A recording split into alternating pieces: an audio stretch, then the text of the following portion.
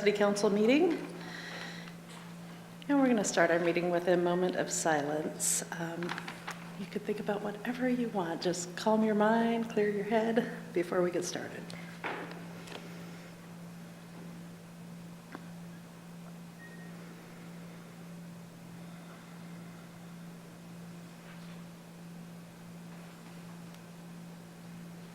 And please join me for the flag salute. I pledge allegiance to the flag of the United States of America and to the republic for which it stands, one nation, under God, indivisible, with liberty and justice for all.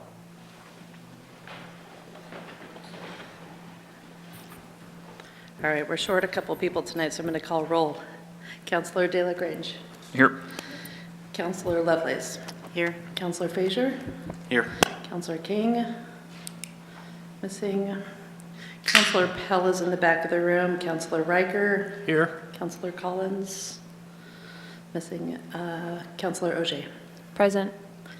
All right. We're short Collins and King at the moment. King actually sent an email saying he was not going to be here. Okay. Got an email from King. First order of business tonight, we have a new committee here with us, the DMO Board. That's our Destination Marketing Organization, and they call themselves the Josephine County Visitors Association.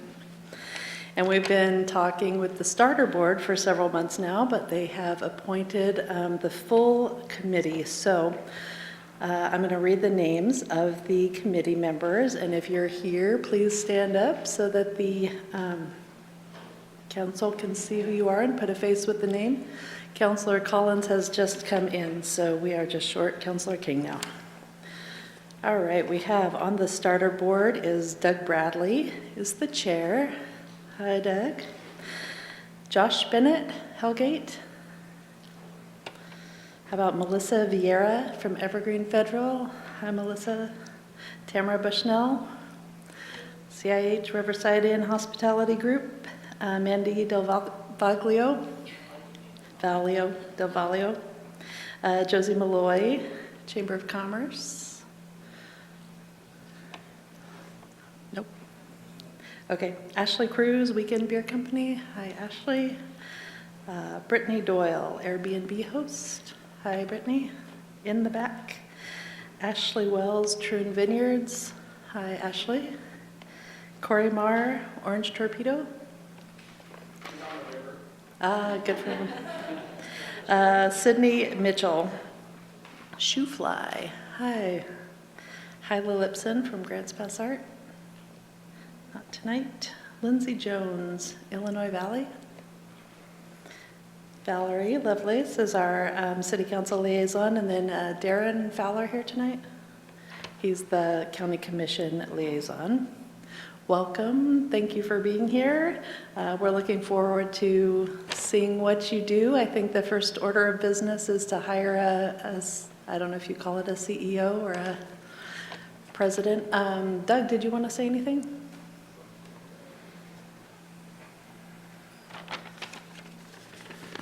Well, it just gives me great pleasure to introduce the board of directors that we have. Some of them couldn't make it because of schedules, but we're just as proud of them being on the board. We'll have our second board meeting this Friday. We have engaged the process of selecting and hiring an executive director for the DMO, so we're moving down the path pretty quickly, and we're just excited about it. And I know you guys have a busy agenda, but I would welcome any comments, if it's appropriate, that the council might have for the board members that are here that they can take back to kind of understand how you see our task and see us moving forward. So that's about it. And thank you guys for everything, and we are going to show you what we can do with this new board of directors and this new DMO that we have. So thank you all very much. I think it'll be fantastic. This is the outgrowth of our PAVE process, where we hired consultants that decided, or recommended to us rather, that we should go the route of creating a new destination marketing organization, and it's been quite a process, and the starter board has done a lot of work already, but we're really glad to have the full board on board. Looks like Valerie wants to say something. Well, I know I've written you all welcome, and I can't tell you how excited I am to see this new direction for our city. I think, having those of you out there who have skin in the game and really know the marketing and the tourism and what our city and county have to offer are prone to help us get the word out there to other people. So I'm really excited about our adventure, and I will welcome you on board and look forward to working with you. Anybody else? Brian? Yeah, I just want to say thank you to everyone for volunteering, and I'm looking forward to seeing what the DMO can do. Thank you. Yeah, it's exciting. Be a new venture here. It's fun to be at the forefront of something. On the other hand, you have a lot of work to do. So thanks for taking the time to be here tonight. And now you all get to go out and enjoy the sunny, warm evening while we continue on with our meeting, although you're perfectly welcome to stay if you like. Thank you. First up on our agenda, we have a public hearing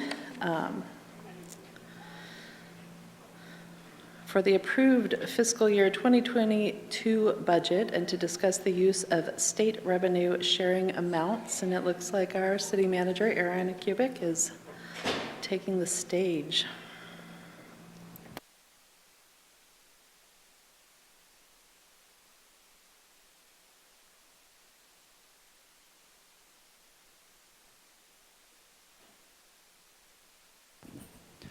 All right.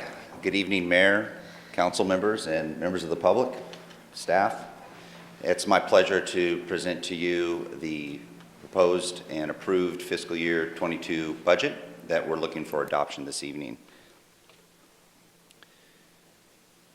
This, of course, supports your goal of leadership by maintaining the city's fiscal health while appropriating financial resources necessary to accomplish the council's goals. So tonight's presentation is going to be a bit briefer than the other budget presentations, which is positive. We are going to do a quick overview of the budget process, provide a budget summary for those people that may not have been part of the process. They can, after my presentation, provide comments through the public comment process, and then your call to actions will follow, and there are multiple call to actions. So the overview of the budget process really is, there's a couple of reasons for it. One, it establishes standard procedures, and these are standard procedures that are followed throughout the state of Oregon. It outlines programs and fiscal policies. It requires estimates of resources and expenditures within that document. It encourages citizen involvement. Every meeting requires a public comment period. And it controls expenditures of public funds. It provides that appropriation level and limit for the organization and the city. So what is a budget? It really is a financial plan. It's a lot more than just numbers. Our financial plan is for one fiscal year, which starts July 1 and goes through June 30th. It's based on estimates of revenues and expenditures and other requirements. The budget is the basis for appropriations, which creates the authority to spend public dollars. And that's really the essence of the budget and the budget committee in this process. So we've had so far 4 main meetings, and that was May 4th, 11th, 13th, and 20th. And that was the first phase of the process, was to go through and have those meetings. Phase 2 was to approve the budget, and that occurred May 20th with the budget committee unanimously approving the budget and forwarding it to City Council for adoption. Phase 3 is to adopt the budget, which is scheduled for tonight. And phase 4 would be any changes after adoption that may occur that would need to go in front of council. So the budget committee did vote on the 20th to approve the fiscal year 22 budget and approve the city's tax rates to be levied. And they did recommend the budget with no changes. The committee approved budget was published in the Daily Courier on June 8th, 2021. And the public hearing was set for tonight's council meeting. The process of making any further budget changes at a council level, if any, can be discussed before acting on the resolution after the public hearing process, after the public comment process.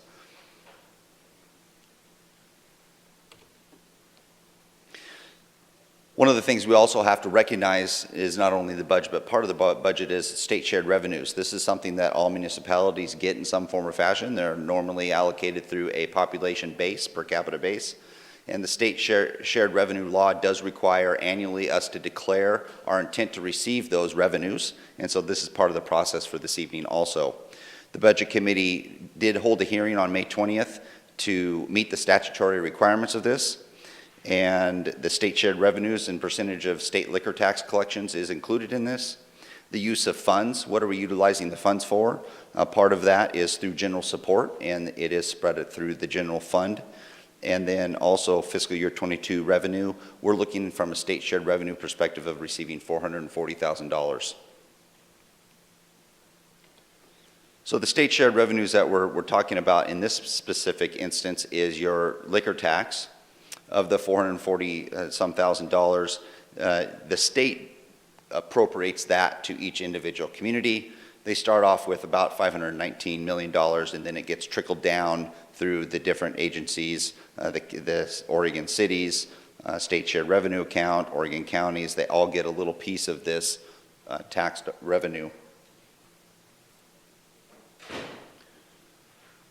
So from a standpoint of where those resources go, and what we get is the general support does get the state shared revenues with this, and primarily it gets then put into the general fund, which helps support a lot of our general fund operations like public safety, community development, et cetera. There are some dedicated state shared revenues, including the state shared marijuana tax, which all goes to public safety. We're estimating about $150,000 there. Local marijuana tax of about $200,000 is also allocated just to public safety. Another state shared revenue that has a specific allocation that does not go to general fund is your gas tax. And we're estimating $2.9 million for gas tax. That doesn't go into general fund because it has to specifically be allocated for road maintenance and repair.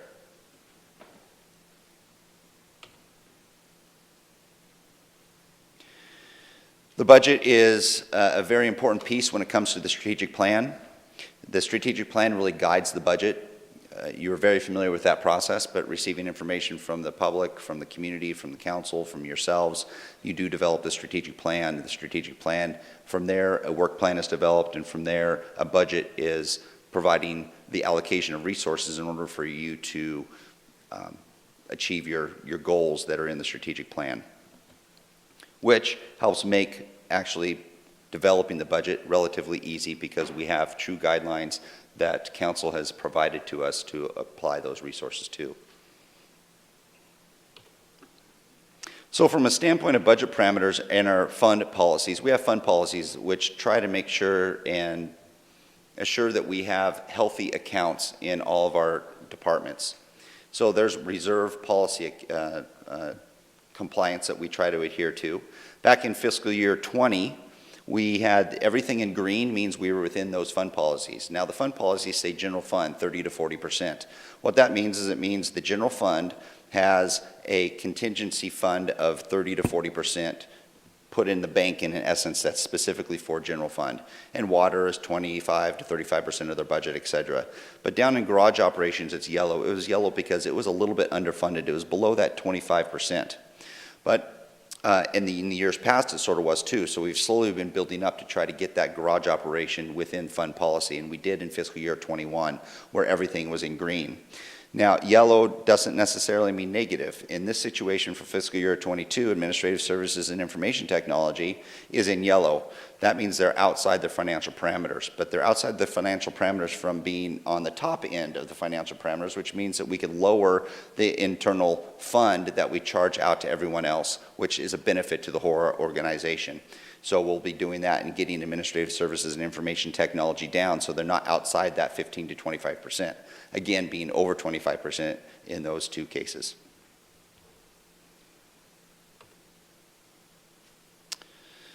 So the total budget for the city is $169 million. Now that's a lot, but that includes everything from transfers and capital construction funds and everything. Really, you've got three large budget items, and the first is 35%, which is, and 27%, you've got your general fund, which represents 27%, 35% is enterprise funds. Enterprise funds are your water, wastewater, sewer, transportation, stormwater. Those funds are considered your wastewater. And then 18% is your capital construction fund. Those are your three largest funds within the budget. So where does the money go? Where does the money come from? The money comes from a couple of things. The first, from a general fund perspective, 39% comes from property taxes of the total budget. 39% comes from property taxes, 42% comes from fees and charges. So all of your property taxes go to public safety. That's something that's been established for a number of years. The levy, the special public safety levy, and your permanent property tax rate all goes to fund public safety. We also have what that big 42% red fees and charges represents. Primarily, it represents your utility bill. Your utility bill has designated resources that have to go to those enterprise funds. And so those fees and charges, a lot of that 42% goes to the water, the wastewater, the stormwater, sewer, transportation, et cetera.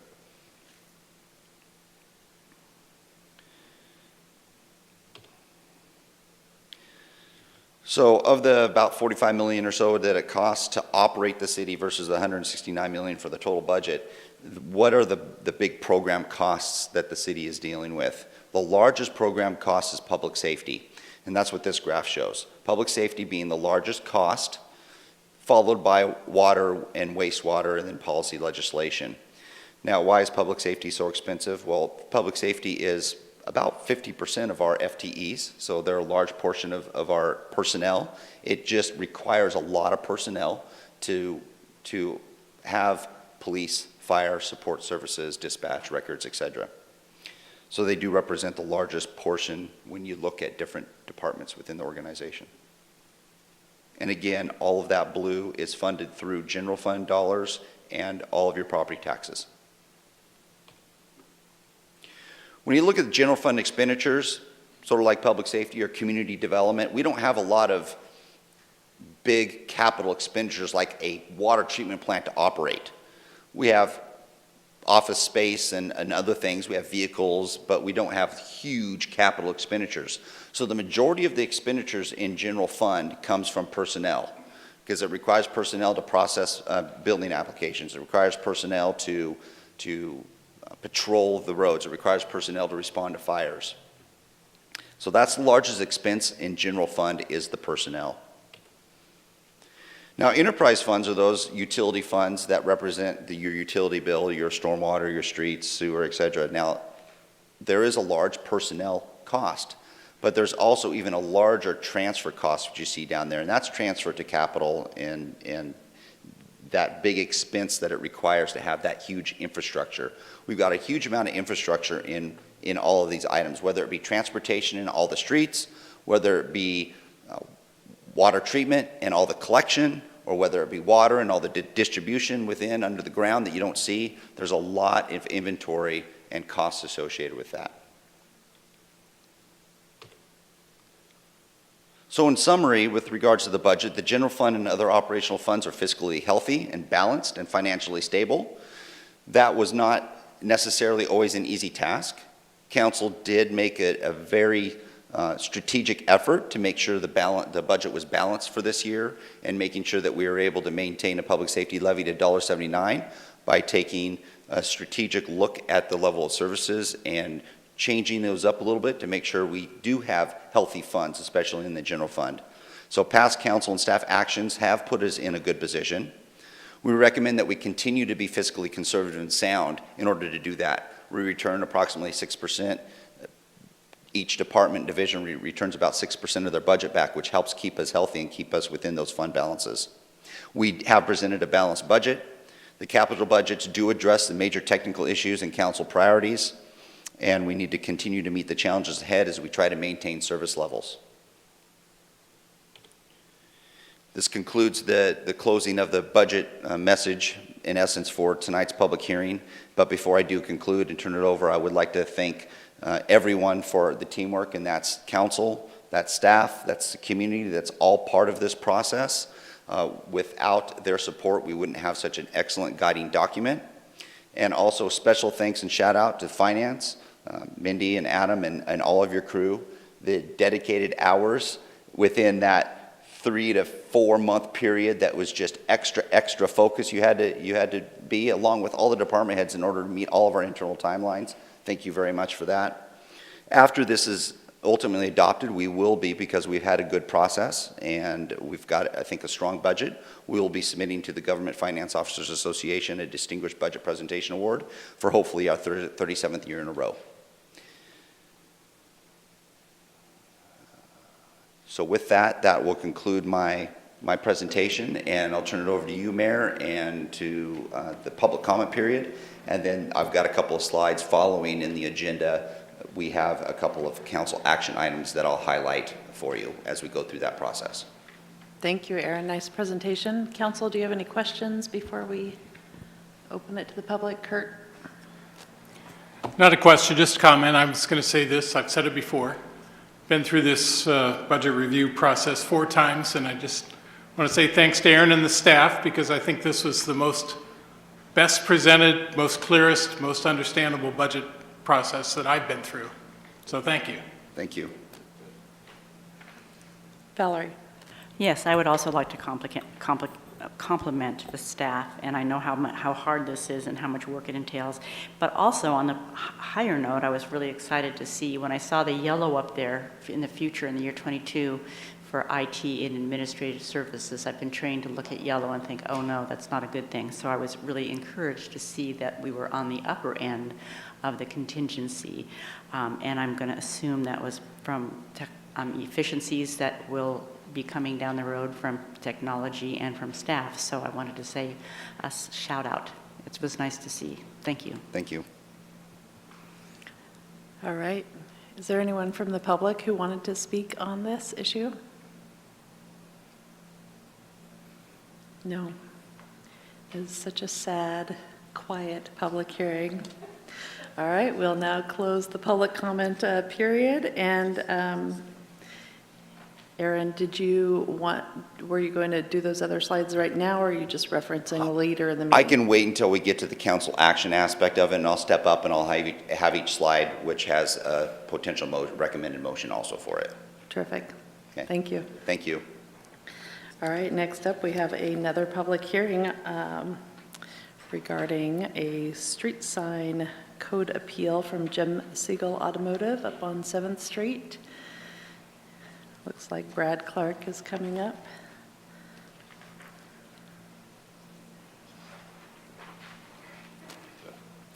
Hey. Oh, do I need to read it on this one? It's not marked on my agenda. Yes, please. Okay, legislative? No, quasi. Quasi.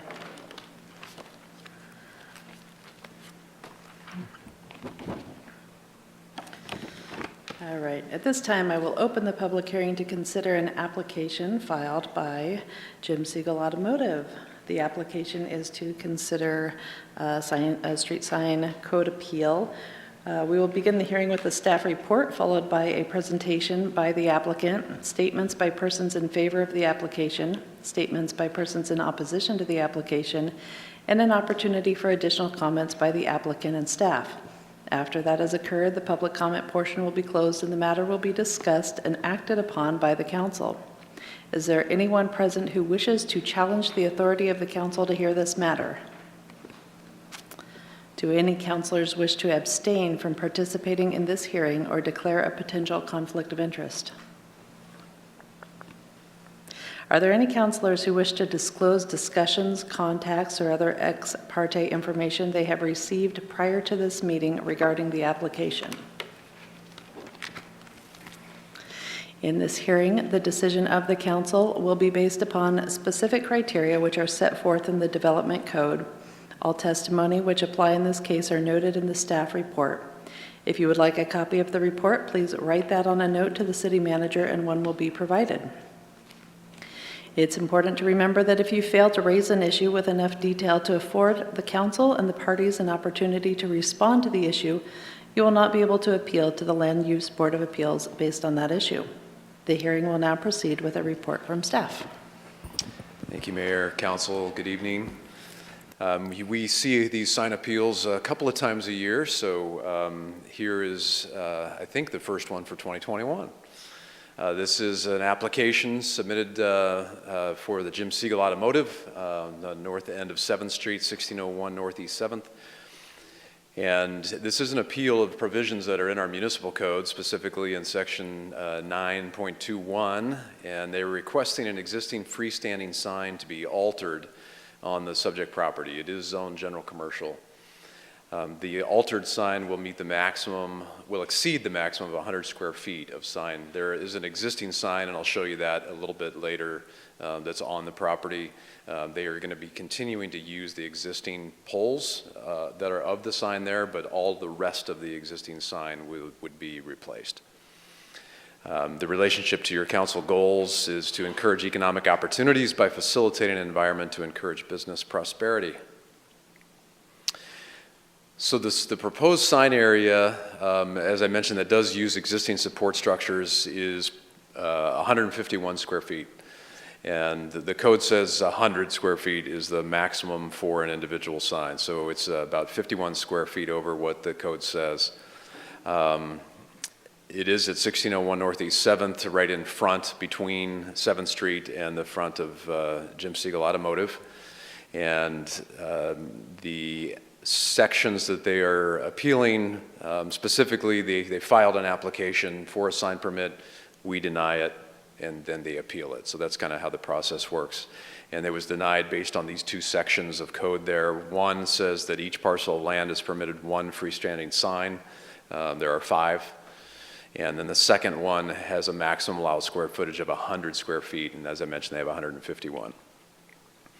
So specifically the sign that we're talking about tonight is shown here with the yellow star. That is the sign that they are seeking to replace. Here is the existing sign that is on the property today, and the support structures are shown there. And then here is the proposed sign.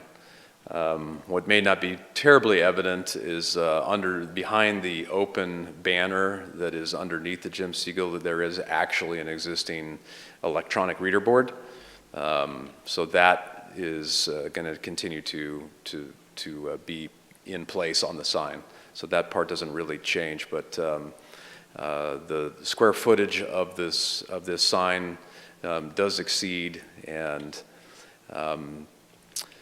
it doesn't show it that well, but you probably are all familiar with the site. You can kind of see there's Chevrolet sign that's here. There's 5 signs that are on the property and have all precede adoption of the city's sign code. So they are all grandfathered in. That's how they can continue to have those. There's also kind of a unique feature on this property, which we sort of factored into the appeal when we reviewed it, and that's that the franchise agreements that they have with these different car manufacturers actually require them to have different signage on the property that's unique. So the cost implications, there really are none on this application. The call to action date is open-ended. There's not a 120-day rule on this. Your alternatives are really to approve the request or deny. There are a couple of conditions in the application and your materials. And then there's a recommended motion there to approve. So that's the staff is recommending approval. Thank you. Are there any questions for Brad? Valerie? Yes, the sign that's up there now, is that greater than the 100 square feet because they were grandfathered in? It is greater than 100 square feet. Okay, thank you. Rob? So I had the same question as Valerie, but specifically, is the sign that's up there now smaller or larger than the proposed sign, or the same? In other words, is the sign that's up there now, the proposed sign is 151. Right. Is the one that's up there now 151 or less? Or is it greater than 151? So if you measure it as the applicant submitted it, it's actually slightly larger. If you measure it as the code allows us to measure it, which is excluding certain parts of a sign that don't contain text and are more architectural, then it actually is like 2 square feet smaller. So they're very close in size. It really comes down to kind of an interpretation on how you calculate the area of the sign, and that's why there's a slight discrepancy. So it's very close to what they're proposing as far as square footage goes? Yes, about 2 square feet difference. Other questions for Brad? All right, is the applicant here to speak to this issue? I know that they were invited. I don't know that they are here. Okay, is Thank there anyone here who wanted to speak in favor of this? Is there, okay, Rika, come forward. Please tell us your name.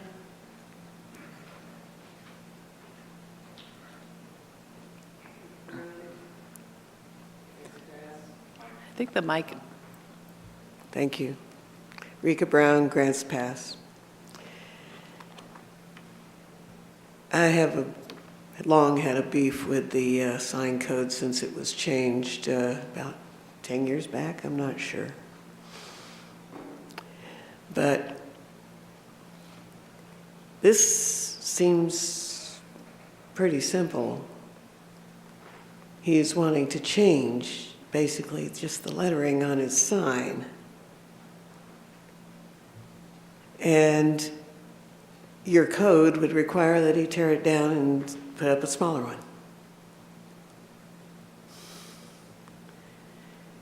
Doesn't make a lot of sense. Thank you. thank you. Is there anyone else who wanted to speak in favor? Is there anyone here who wanted to speak in opposition to the application? All right, we'll now close the public comment. Staff, any further comments?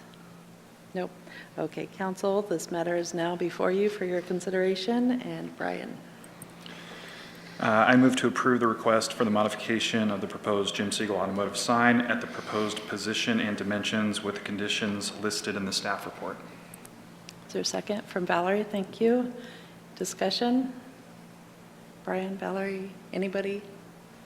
All right, let's vote on the motion to approve the request. Brian? Yes. Kurt? Yes. Rob? Yes. Rick? Yes. DJ? Yes. Valerie? Yes. Vanessa? Yes. All right, motion carries 7-0. Next up, we have a legislative hearing. All right.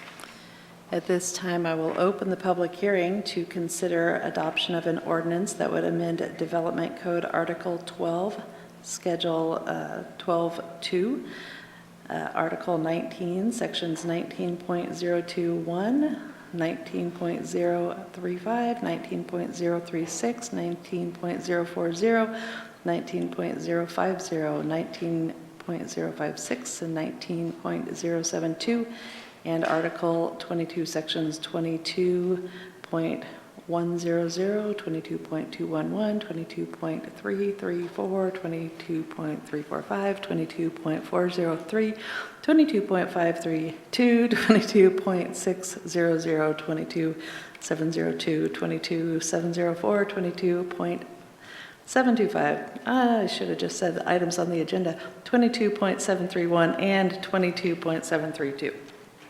Is there? We will begin the hearing with a staff report, followed by comment, public comment, and then the matter will be discussed and acted upon by the council. Is there anyone present who wishes to challenge the authority of the council to consider this matter? Do any councilors wish to abstain from participating in this hearing or declare a potential conflict of interest? In this hearing, the decision of the council will be based upon specific criteria. All testimony and evidence must be directed towards those criteria. The criteria which apply in this case are noted in the staff report. It's important to remember that if you fail to raise an issue with enough detail to afford the council and the parties an opportunity to respond to the issue, you will not be able to appeal to the Land Use Board of Appeals based on that issue. We will now begin the hearing with the staff report. Good evening, Mayor and Council. This is a continued hearing that you started back in April. And my plan tonight was to try to just highlight a few of the things that have happened since the April meeting, not necessarily going over in full detail all of the materials and slides that you had before, although I do have those tonight. So if you want to go into those, we certainly can. So as you read, Mayor, this application is dealing with 3 different sections of the development code. And there's really 3 overall topics that are impacted by these 3 articles. We've got just a quick summary slide here in a minute that will maybe help to clarify and remind you of what these affect. So the relationship to your council goals is to support the goal to facilitate sustainable and manageable growth by amending the development code to remain current with Oregon legislation, and specifically the legislation that jurisdictions have clear and objective housing standards. So here's just a quick overview of the timeline. The application was filed January 22nd of this year. Urban Area Planning Commission held their first public hearing March 10th. There was not any public comment received at that meeting. March 24th, the Planning Commission adopted their findings, and then April 21st was your first hearing.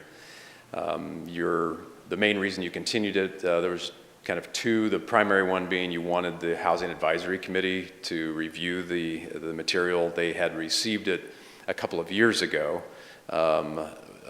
except for the Article 12 changes. All the others were there. There weren't any comments at that time other than some small minor ones. So the council felt that it was important to kind of give the current Housing Advisory Committee a chance to look at that. And also, given that it's a pretty substantial amendment, you wanted more time to digest it. So then tonight is the continued public hearing. So the Housing Advisory Committee had 1 member who responded. That was Tom Bradbeer.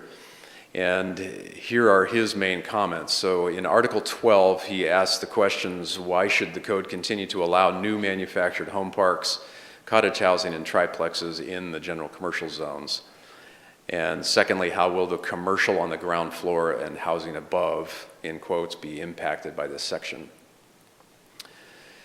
Article 22, he did not make any comments on the design standards that are in Article 22, but he did make a comment about the solar standards. In this application, it does recommend the elimination of the solar setbacks in that section.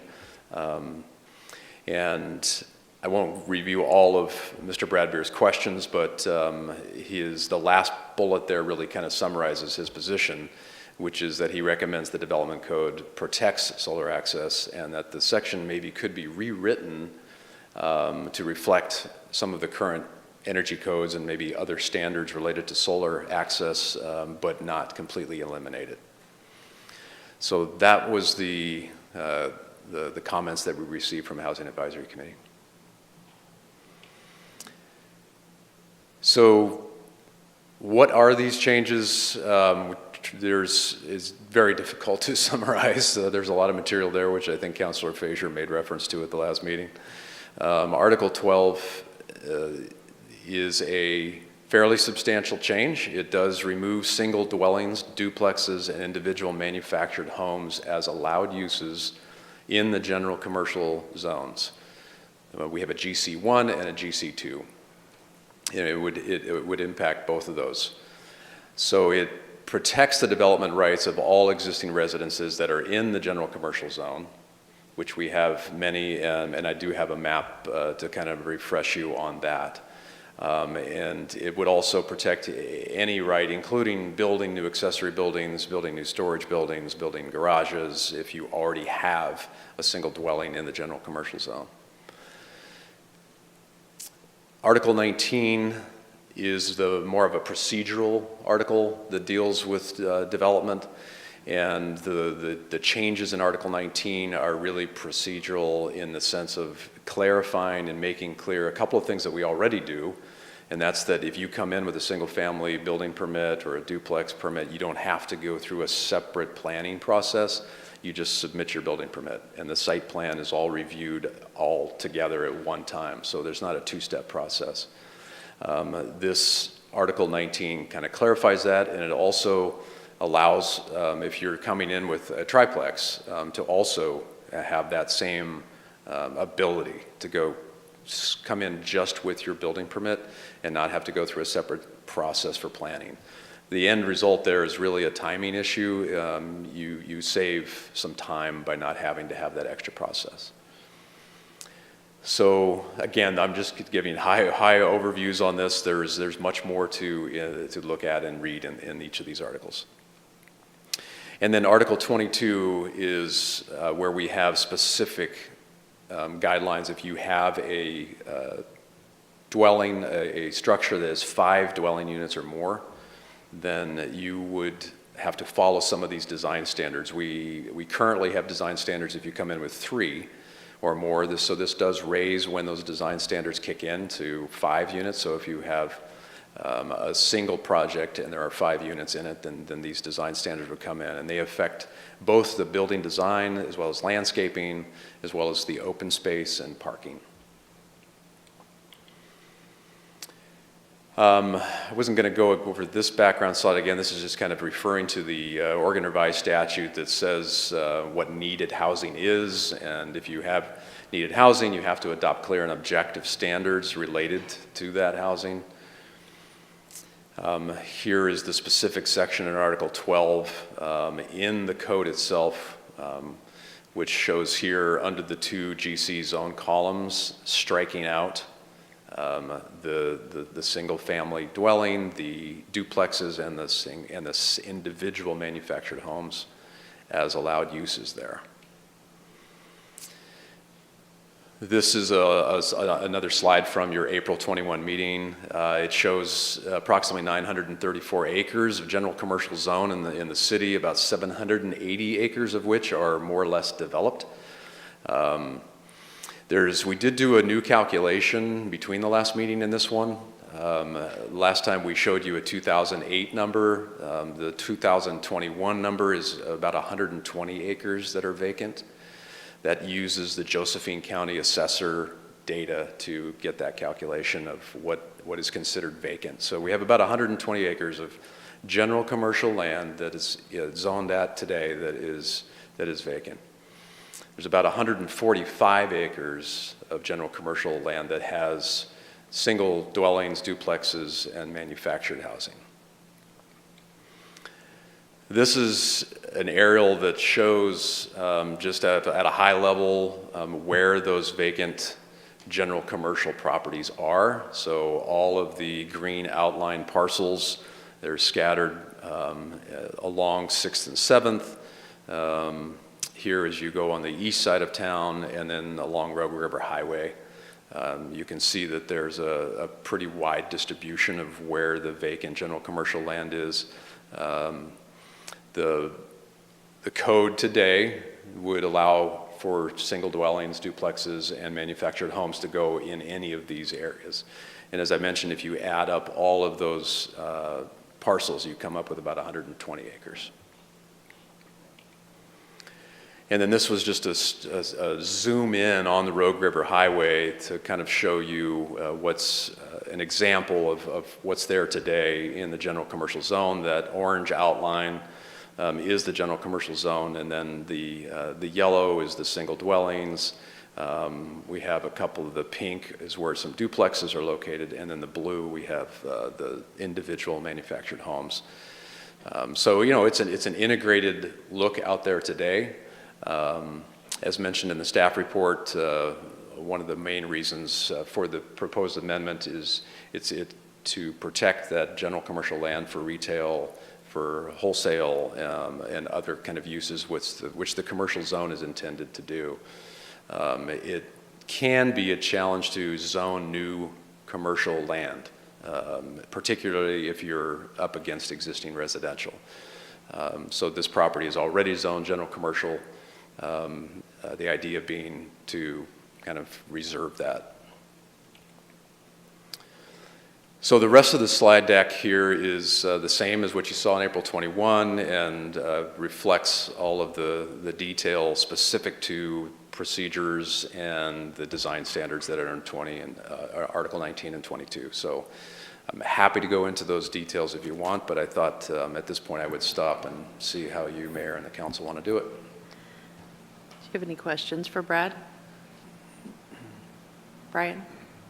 Yep, thanks, Brad. So as far as the general commercial area, I'm glad that we're moving to protect that area. I had a question about, we're not going to be allowing single-family duplexes, triplexes, or single manufactured homes. So is the line quadplexes? Quadplexes are allowed, 4 units and above? Yeah, well, actually triplexes as well. Okay, so Yeah. 3 units or above is Yeah. still going to be allowed. And then for the manufactured home piece, you said that a single wouldn't be allowed. Would 2 be allowed? Would that be considered a park, or what is the line for manufactured homes? Yeah, the code, it has individual manufactured homes, and then it has manufactured home park. So you would have to already have basically you would have to come in with a piece of ground that you're showing a park. We actually don't define it in terms of is it 2 or 3 or 10. 2 is already allowed. I think that those would not be considered a park. I think we would consider that's 2 individual units. Okay, thanks. Yep. Any other questions? Valerie? I just want clarification on that. So you're saying that if somebody wanted to put in a park, they could come in with a park with a number of them together, or no, that would not be allowed? A manufactured home park? Yes. Right, yeah, as it's before you, a manufactured home park would still be allowed, okay. allowed in the general commercial. Okay, Yep. thank you. Yep. Other questions? Kurt? Brad, in the map you showed showing all the properties that were outlined in green, there's a one property up at the north end, which is pretty sizable. But a lot of these are small. Would you have an idea? I mean, could you say what the average size of these properties are? I'd have to go and pull the GIS analysis that we did. I didn't have that. I can tell you it's approximately 180 parcels. I'm just wondering if we're handicapping those parcels because they aren't going to be big enough to put a larger development in there. And that by saying it can't be single or mobile, that it'll become unusable. The triplex, as it's currently in this ordinance, would be permitted. You are correct in that if it's too small to get the required landscaping and parking for a triplex, you are presented with some challenges there potentially. So I would just wonder, of all those parcels, how many of them would we be putting in that situation where we may not be able to develop into anything? So that's my question. Well, they could still certainly be developed into other commercial businesses besides a manufactured home park. Agreed. Right. Yeah, and it's a good point. We do have each of those 100, and I think it's 79 parcels, and their sizes.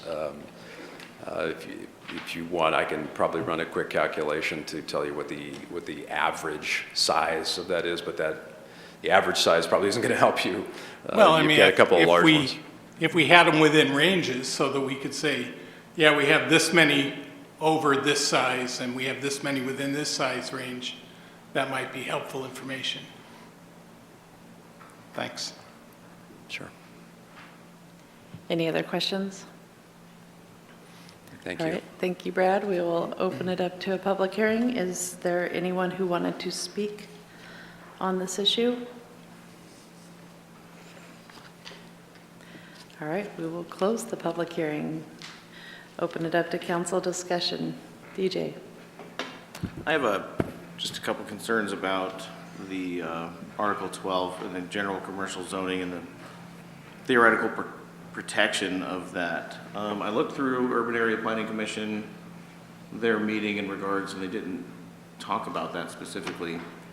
And my other concern is that Housing Advisory didn't have this on an action item per se in an official capacity in a meeting. And given the nature of this kind of development code change, I would certainly appreciate their input from the appointed experts in that committee. You bring up some good points. These are points that I would think that Housing Advisory would be able to mull over and give council proper recommendation. That right now is my only concern about adopting this. Rick? Mayor, I believe we have a member in the audience that's on the Housing Advisory Committee. Could we get input from them? Is that possible? Is that, No? Okay. This is a public hearing, and so you've closed that portion. okay. Well, so the statistic was given of how many of these parcels are occupied and how many are vacant. So there's not very many left of the entire GC zone that are totally vacant. And I'm comfortable with the proposal that's before us tonight on section 12. What I'm not comfortable with, I don't feel we should be deleting the solar requirements. So that would be my input. Other comment, Brian?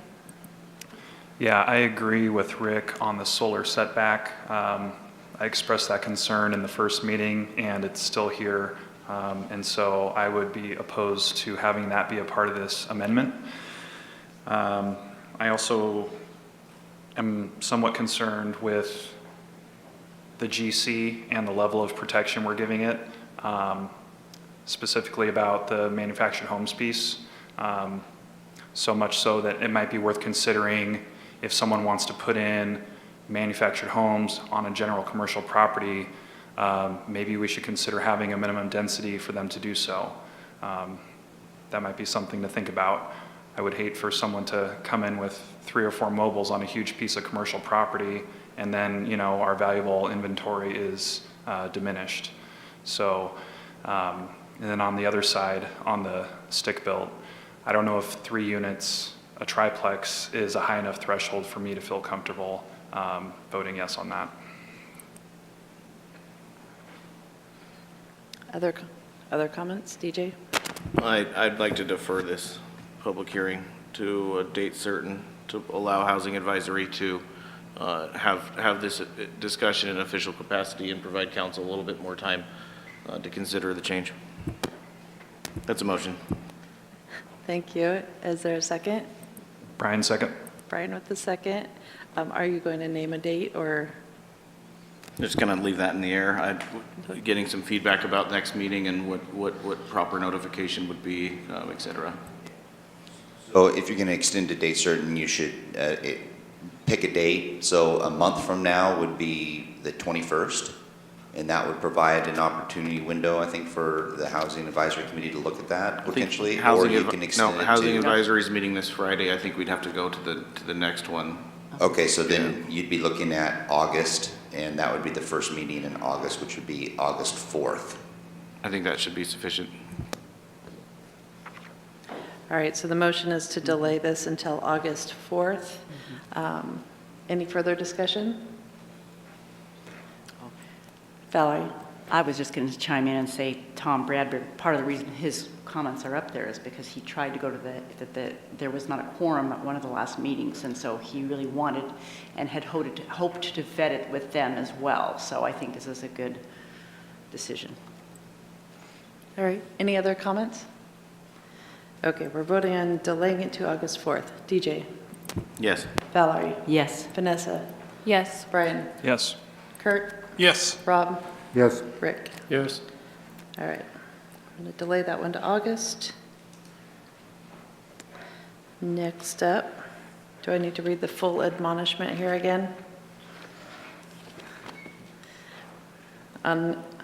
Yeah, the legislative, yes. Okay. At this time, I will open the public hearing to consider an ordinance amending the Grants Pass Development Code, Article 30, regarding adult business definitions. We will begin the hearing with the staff report, followed by the comment, and then public comment, and then the matter will be discussed and acted upon by the council. Is there anyone present who wishes to challenge the authority of the council to consider this matter? Do any councilors wish to abstain from participating in this hearing or declare a potential conflict of interest? In this hearing, the decision of the council will be based upon specific criteria. All testimony and evidence must be directed toward those criteria. The criteria which apply in this case are noted in the staff report. It is important to remember if you fail to raise an issue with enough detail to afford the council and the parties an opportunity to respond to the issue, you will not be able to appeal to the Land Use Board of Appeals based on that issue. We will now begin the hearing with the staff report. The good news is this is the last time you have to hear me talk tonight. You're doing a great job so far. Thanks, Brett.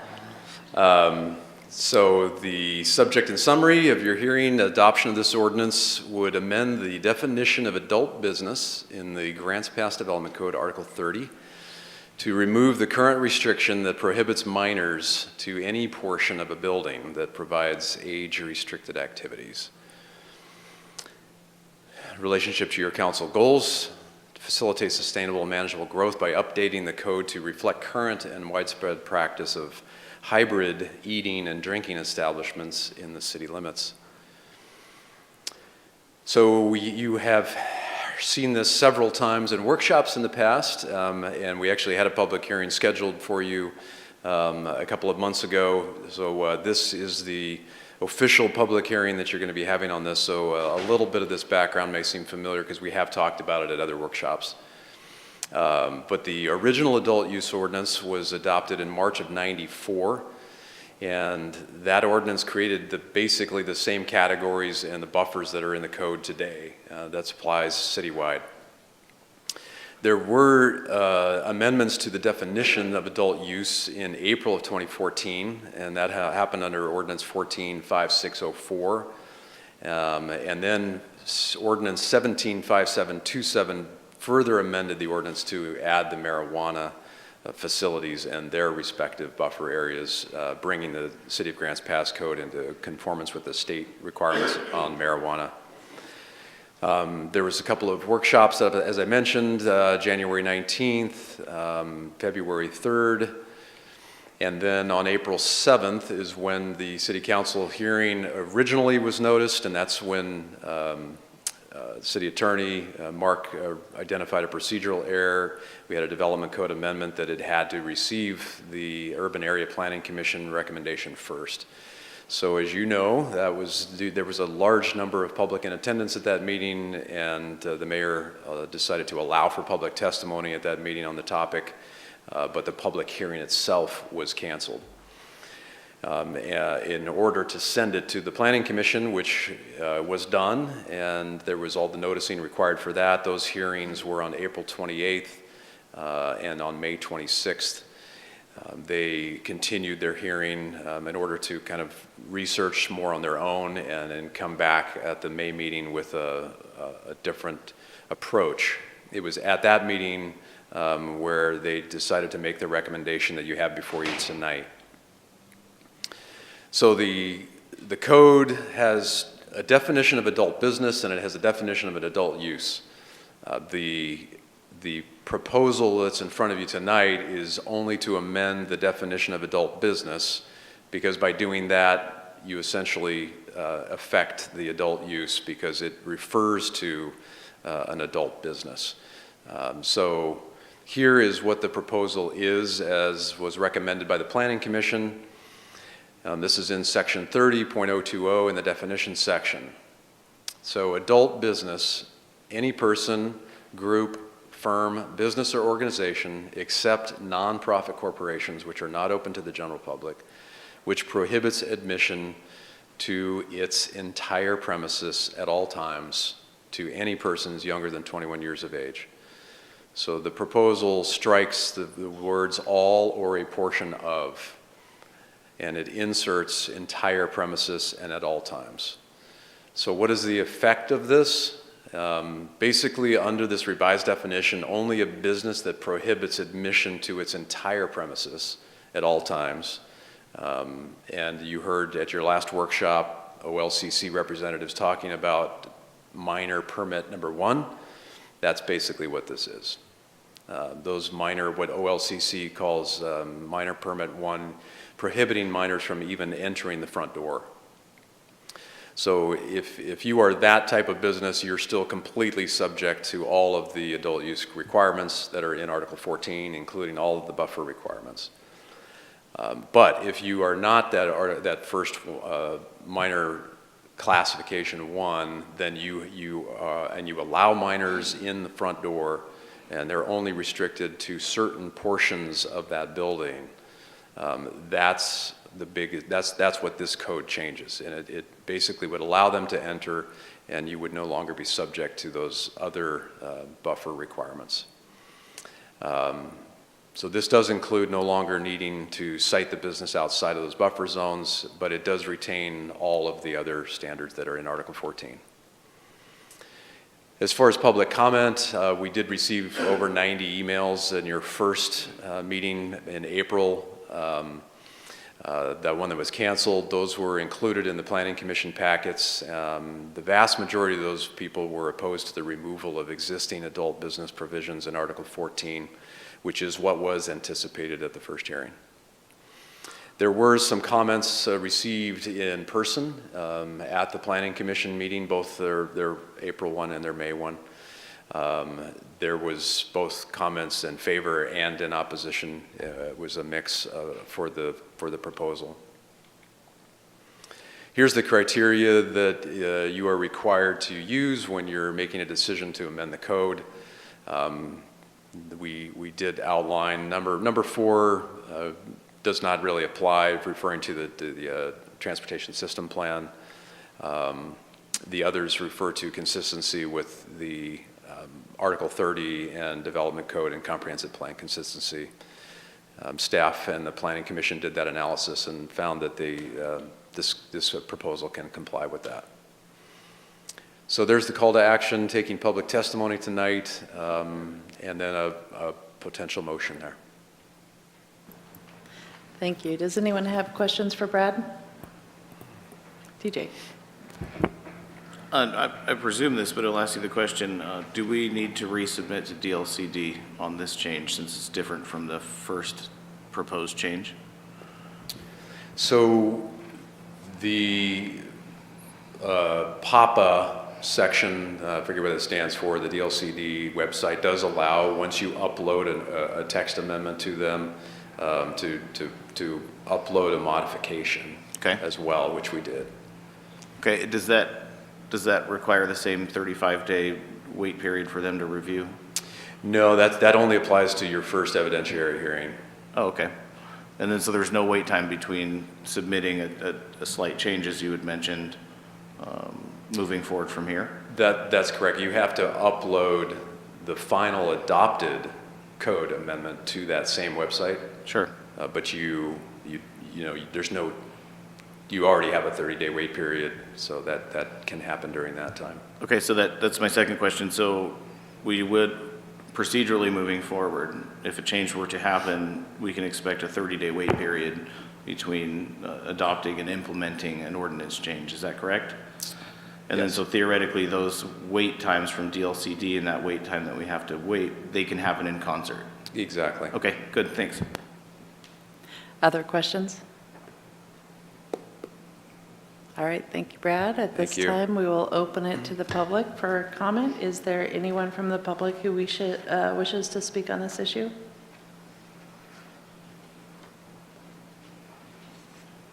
All right. In that case, I will close the public hearing and turn this matter over to council for discussion. Valerie? Well, I would just like to say 2 things. I want to say a special thanks to the Urban Area Planning Commission for the work that they did on this to try to make it palatable to the many people that were concerned, and also for bringing in the OLCC, because when they gave their presentation on Monday, it really clarified in my mind what I had heard originally, which was a lot of the concerns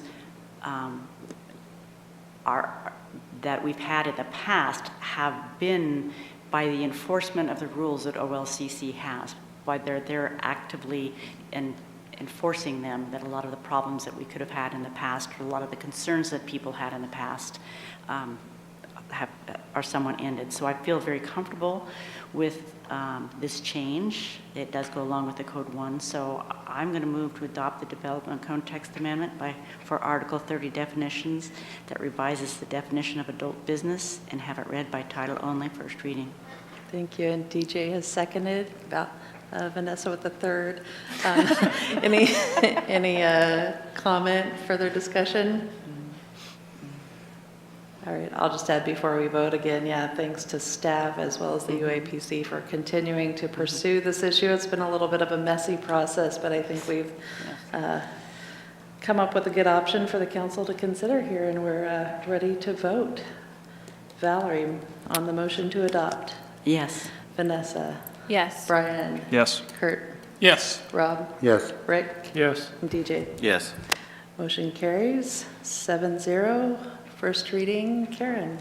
An ordinance of the Council of the City of Grants Pass amending Grants Pass Development Code Article 30, Adult Business Definitions. Thank you. Brian. I move to adopt the Development Code Text Amendment for Article 30 that revises the definition of adult business and have it read by title only, second reading. We'll give Vanessa the second this time. All right, any discussion? Brian, on the motion to adopt. Yes. Kurt. Yes. Rob. Yes. Rick. Yes. DJ. Yes. Valerie. Yes. Vanessa. Yes. Karen. An ordinance of the Council of the City of Grants Pass amending Grants Pass Development Code Article 30, Adult Business Definitions. It was so easy, wasn't it? In the end, thank you all. Hanging in there on that one. I think we've made a good change. All right. First up in council action tonight, we are considering an ordinance that would amend Municipal Code Title 4, Sections 4.080.070A2, as well as 4.08100C, regarding the grouping of mobile food trucks. We've also got 4.08.100C4E. This is a second reading. Do we need a discussion? We're just going to take a vote on the second reading. Yeah, so we would have to make a motion to have it read, or Right, to adopt but it we by don't have title a only, staff second reading. presentation. Okay. Correct. In that case, council, the issue is before you. Do you have any questions, discussion? Valerie? I'm going to just go ahead and move to adopt the ordinance repealing Municipal Code Title 4, Sections 4.08.070, General Standards of Operation, and 4.08.100 C4E Mobile Food Truck, and have it read by title only, second reading. Second from Brian? Okay, thank you. Discussion? All right. Valerie, on the motion to adopt the ordinance, have it Yes. read by title only. Vanessa? Yes. Brian? Yes. Kurt? Yes. Rob? Yes. Rick? Yes. DJ? Yes. All right. Motion carries. Karen, can you read the title? An ordinance of the Council of the City of Grants Pass amending Municipal Code Title 4, Sections 4.08.070A2, General Standards of Operation, 4.08.100C, Grouping of Mobile Food Trucks, and 4.08.100C4E. Thank you. All right. Next up, we're considering a resolution that would declare the city's election to receive state shared revenues. It looks like Aaron Kubik is presenting. Yes, good evening. This is just a follow-up from the earlier public hearing. You have a resolution in front of you, and 2B does provide state shared revenue. It's asking that we are electing to do that, and the use of funds will go to general fund support, and we're budgeting $440,000 for fiscal year 20, and the potential motion is on the screen. All right, any questions for Aaron? All Is that a right, question? council discussion? Oh, do I need to do Yeah, public? yeah, it's part of the Public comment. Is yeah. there anyone here from the public to comment on this? No. Okay, back to council. Valerie, did you have something? I just had a question, and that was, doesn't it all basically go to public safety? I mean, we're talking the alcohol, the marijuana, the cigarette. I mean, is that not where it all goes? I don't think I've seen any of it go to parks development or Well, policy and legislation. I'm just curious. Yeah. This is technically is a general fund. It goes into the one pot. And so in a way you can sort of say that because above and beyond the marijuana tax and the property tax, there's still a almost $2 million subsidy. General fund also has to go to support public safety. And so this is part of that pot. It could be considered that. Thank you. Brian? I move to approve the resolution to receive state shared revenues in the next fiscal year. Valerie at the second. Any discussion? All right, Brian, you made a motion to approve. How do you vote? Yes. Kurt? Yes. Rob? Yes, Rick? Yes. DJ? Yes. Valerie? Yes. Vanessa? Yes. Motion passes.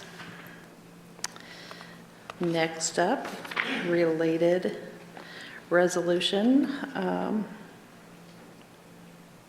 that would consider levying taxes and categorizing taxes for fiscal 2022 for the city of Grants Pass.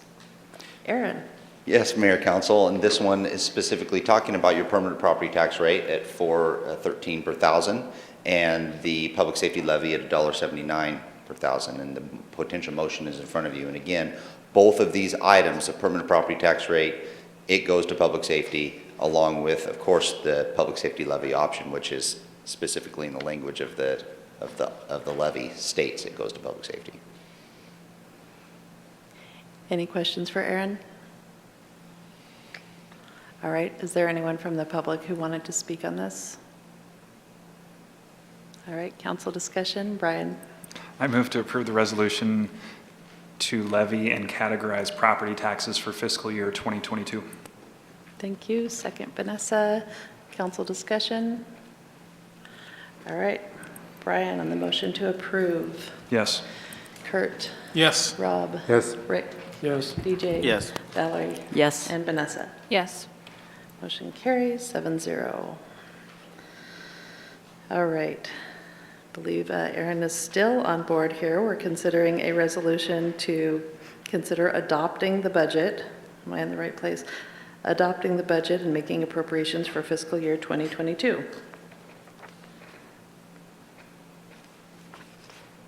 Yes. It's up to you, Aaron. Okay, so yeah, this is again a resolution adopting the budget and making appropriations. These are the appropriations. Total appropriation of all funds is $156 million. Total unappropriated is $13 million. Those unappropriated funds are your unappropriated that is not actually technically being allocated for expenditure, but the total budget does equal $169 million. And if there's any other considerations of potential amendments, this would be the time to do that. Any questions? No? And that is the potential motion. Thank you. Okay, any questions for Aaron? No. Is there anyone from the public who wanted to speak on the budget? Nope. Brian? I'm going to throw you a curveball. I actually have a question. Sorry. So I know during the budget committee hearings, there was a unanimous vote to reconvene the budget committee at some point after this to talk about the role of the budget committee and how they might be able to, provide further input on the budget process. So I just wanted to remind council that we should schedule that sometime before it gets too far out so the budget process doesn't get too dusty in the back of our brains. Thanks. Oh, and I would also move to approve the resolution with amendments adopting the fiscal year 2022 budget. With the sneaker motion there. Anybody want to give it a second? Valerie? Any discussion? All right. Brian? Yes. Kurt? Yes. Rob? yes, Rick? Yes. DJ? Yes. Valerie? Yes. Vanessa? Yes. All right. Thank you, Mayor and Council. Thanks, Aaron. That went smoothly. You guys spent plenty of time last month, apparently, on the budget process and got all your questions answered. All right, next up, we're going to consider a resolution that would authorize temporary use of 4 parking spaces located in the Osprey parking lot for the Hall Restaurant to expand their outdoor dining. And Susan Searider is here to present. Yay, it's my turn.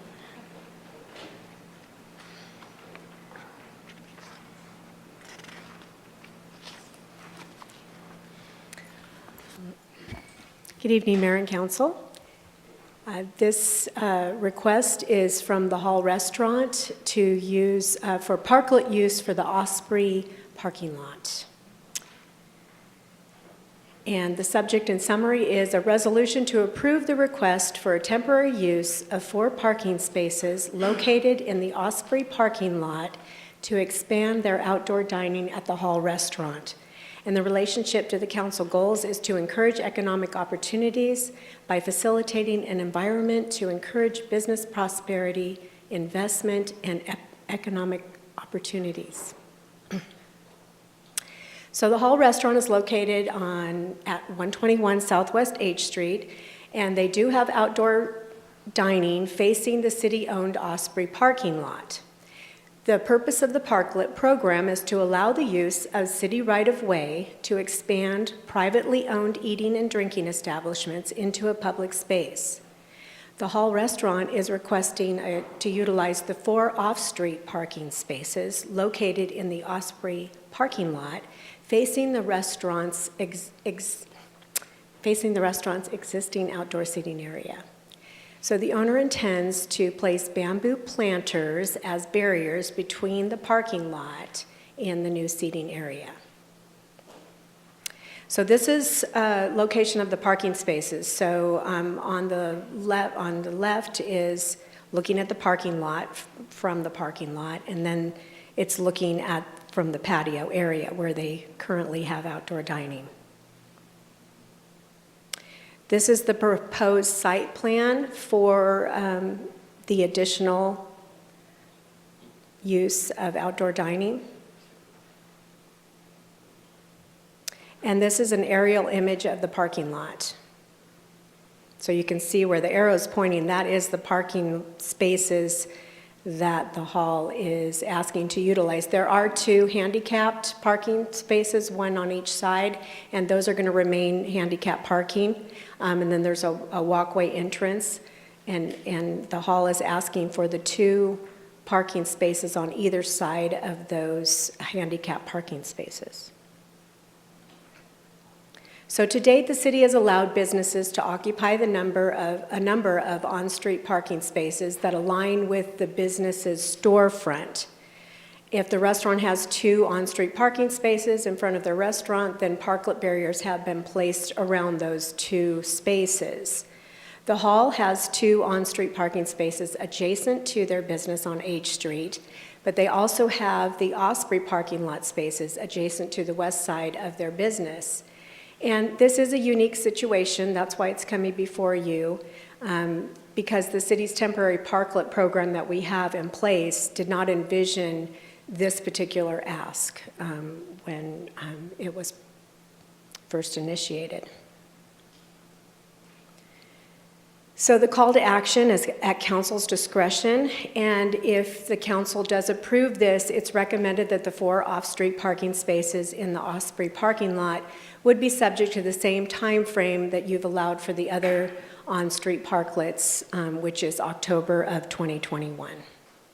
And there is no cost implications because the hall will be using their own bamboo. They're very heavy, and it'll be an aesthetically pleasing look at the parking lot. And John Connor from the hall is here tonight, and he's here to explain a little bit more of his request. So John, and do you have any questions for me first?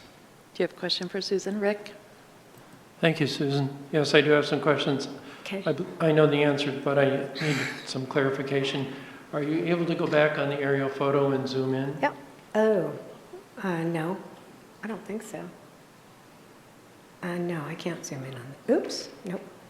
Okay. What did you wanted to see though, Rick? 'Cause- Okay, when we look at that photo there, on the right-hand side is the building itself, and in the Yes. left, in front of the parking spaces, that's a sidewalk patio. Yes, Is that owned by the city or is that owned by the developer? that is owned by the city. And the owner does have access. They have, I think it was included in your packet last week. Well, if you go back one slide, I think it shows the layout on that patio, on the sidewalk. Keep- Oops. Why isn't this working? It's not letting me go back. It's page 307 in our packet. Okay, hold on. There. Okay, so at the very bottom, the bottom half, that is the sidewalk that's owned by the city. And Yes, and the restaurant has accessibility to utilize that for like a sidewalk cafe permit. They have a sidewalk cafe permit, and there is a 4-foot walkway that has to be there for pedestrians to walk through, because they can walk around to the alley. So what is the seating capacity of that area, do you know? Or he would know later? That's fine. Okay, Thank you. I don't have the answer to that question. Does anybody else have a question for Susan? Vanessa? In Exhibit A, the applicant outlines that there's no more concrete barriers to provide from the city. Is that correct for the parklet program? No, that's not correct. He had offered to utilize the bamboo planters because it would be more aesthetically pleasing to the ambiance of the outdoor seating area. Thank you. Other questions for Susan? Rick? Do you know if there was any survey done of the adjacent businesses to get their input about removing additional parking spaces? There was no survey done for this particular situation. Okay, thank you. Other questions? All right. John, did you want to speak on this issue? Yeah,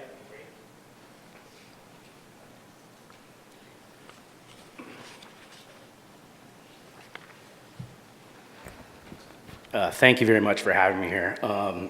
Yeah, we've been going through this process for a couple months right now. We looked at a couple different options, and from basically a restaurant owner, we're just trying to actually recover from a pretty rough year. I know it was a rough year for everybody.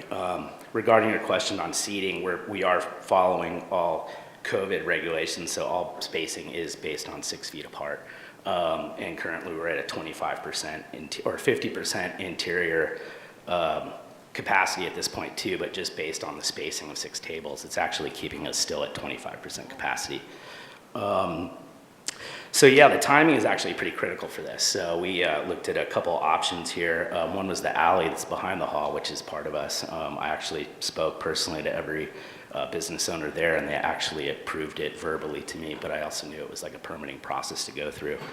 I had some hesitations about that, basing the fact that it was hard for us to monitor on staff. It's kind of like behind the building, so visually it's very hard for us to monitor for customers. The other issue is we do have sometimes kind of like some vagrant activity in that back area too. We've tried to do some things in the past for that, like activate the alleys and such. The other option was actually having like a parklet on 8th Street, which, I was just curious because we have 2 frontages. All the restaurants right now have a sidewalk cafe permit, which we currently have and have had for 7 years outside of the hall. And just from being someone there on the daily, 8th Street seemed like putting a concrete barriers there was probably not the best or easiest use. One of the reasons is it's a pretty hard street to parallel park already. And so it's a pretty narrow street, and something where we thought that might actually cause a little bit of restriction, for vehicle traffic. So for us, what we thought was actually the best option. One was for just like visualizing customer crowd. We have video cameras out there and such. and currently everyone's already out there, is utilizing those 4 spaces, not the 6, keeping the handicap areas totally open for use. And basically utilizing the bamboo barriers that we already have and putting out wine barrels with plants and stanchions to kind of actually really locate the space. You know, the timing is a little bit critical. We were hoping to do this a couple months ago, but we also understand it's a new, I guess it falls under a different territory. And so, like, technically, you know, we probably could have 9 spaces or 6 spaces in front of the hall or something like that, but we thought keeping the handicap ones totally accessible and then trying to, you know, keep that place where we can have the best visualization on the customers and just, you know, we thought it was actually the safest situation too, would be the best bet. Thank you. Any questions for John? Valerie? Yeah, I just had a clarification, and Susan kind of mentioned it. So you're saying you do have 2 parking places on H Street, correct? That's correct. All right, but you're not currently using that, and I actually walked over there the other day, so you haven't utilized that, so you're asking this in lieu of, am I correct? Yeah, we were basically looking at 3 options. Like, one was possibly that, one was possibly the spaces in front of the hall where we have like direct visualization, and then the other was the alley. Right. And so out of the 3 options, honestly just thought that was the kind of like the best use, but it has been, you know, we've been kind of going back and forth because it is in a parking lot versus being On city the street. parking, but it's not a city parking on a street. Okay, thank you. Any other questions? Rick? Thank you, John. You have a very nice place and been there before and really enjoyed it. Thank you very much. So right now, the rules, what you're saying is 25% capacity? I believe it switched this week to 50% capacity for indoor dining. 50%? Yeah. And then,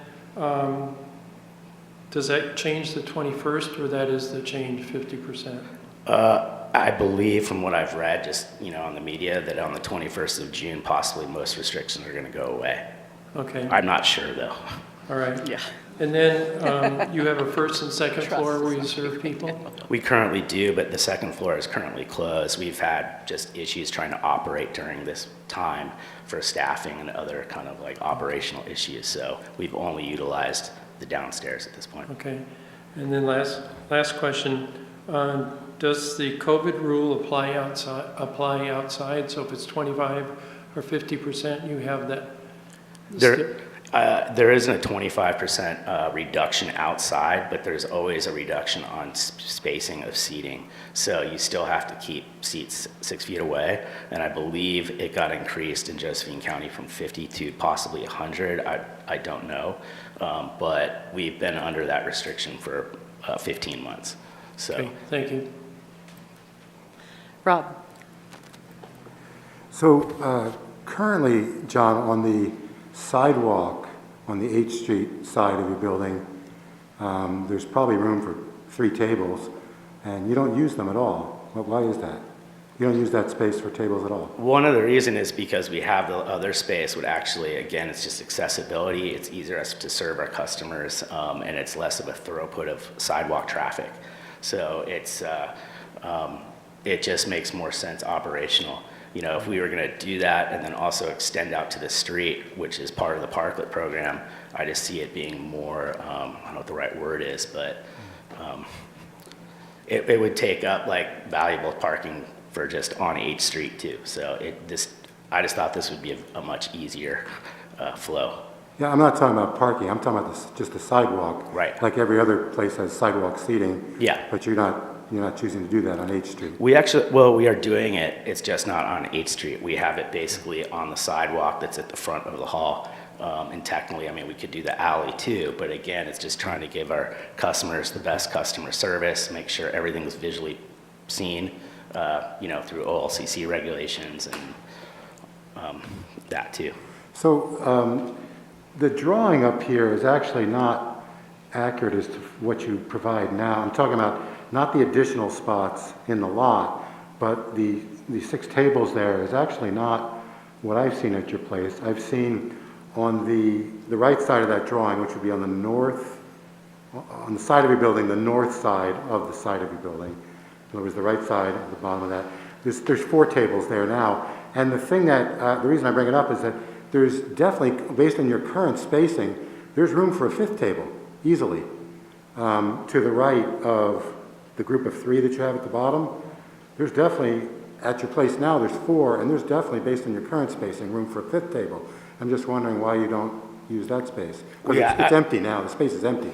Yeah, I mean, we are trying to keep all the tables 6 feet across from each other. I think you're correct that we could add another table there.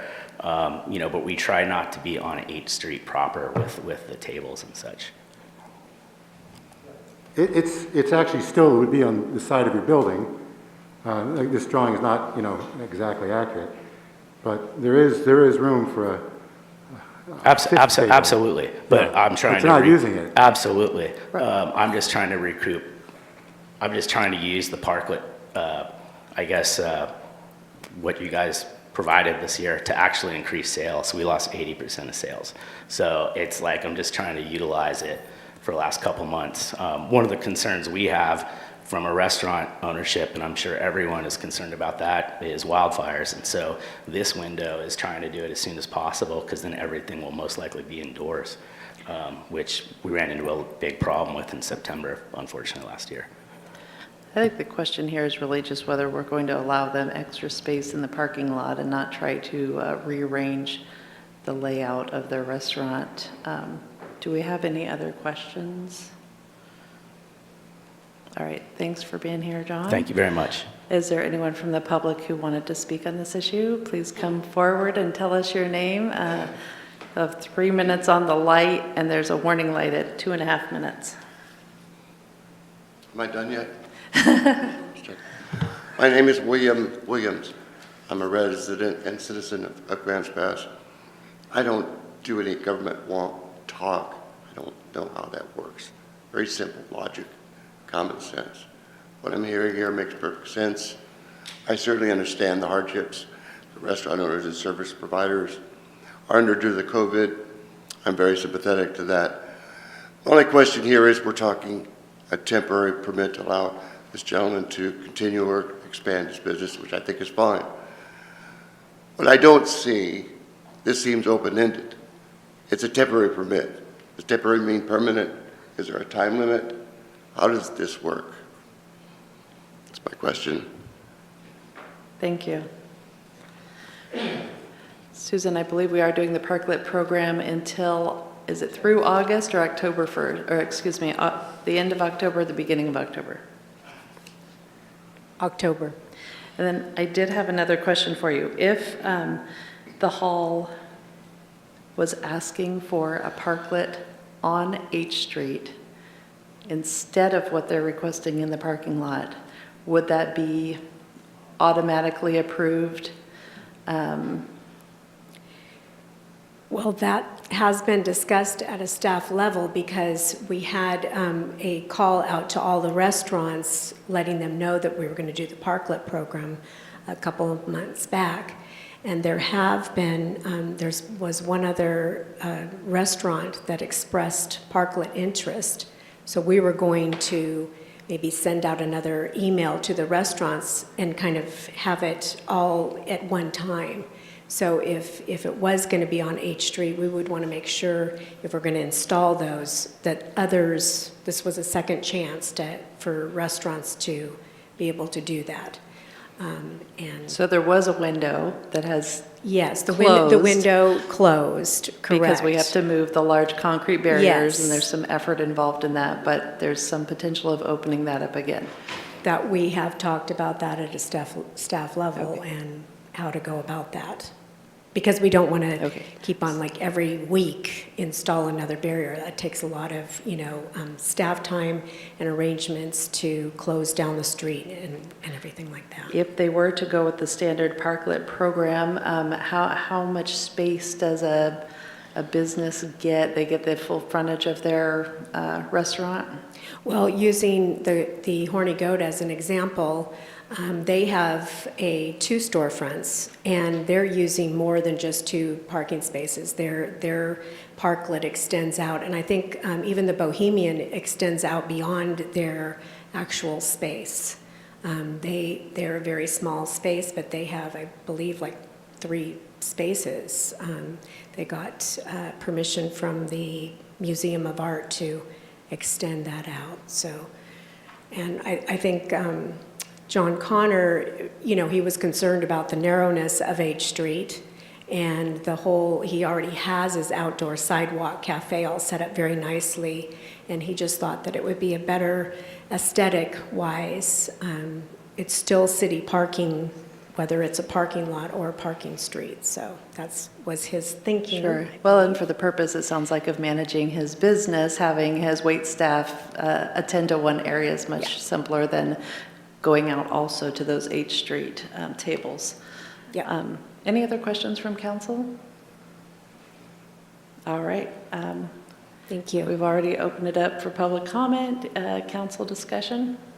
DJ?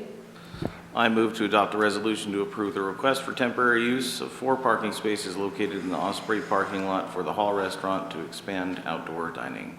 Second from Valerie. Council discussion. DJ, any comment? Nope. Rick, and then Rob. I'm not comfortable because I think there has to be a balance. When we talk about sales, one of the important things for sales is having a place to park. And I'm not comfortable with losing 4 parking spaces.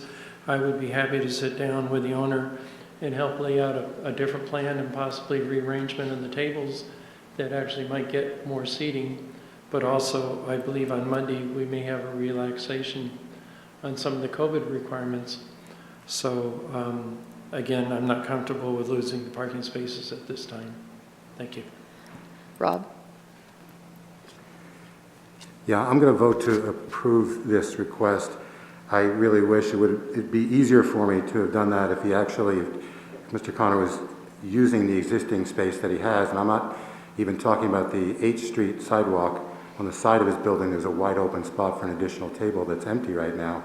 So it just, when I first saw this, ask, I was just wondering, why does he need more? He's not even using everything he's got.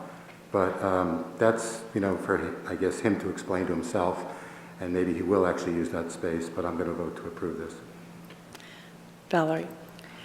Yes, I'm going to vote to approve it also. I went down to take a look at the space the other day when I was downtown, and I truly understand that it's going to be much more aesthetically pleasing to have him move out those bamboo barriers. It's just kind of a natural move out. That way people who are working there have easy access in and out, and I think that is important for OLCC. So I can truly see the benefit of what he's trying to do and create the ambiance.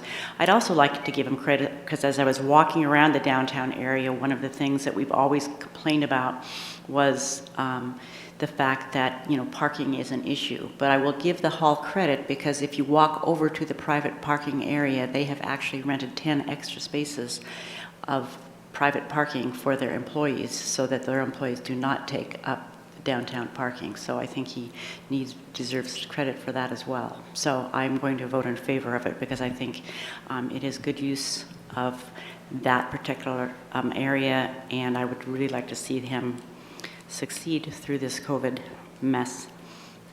Vanessa?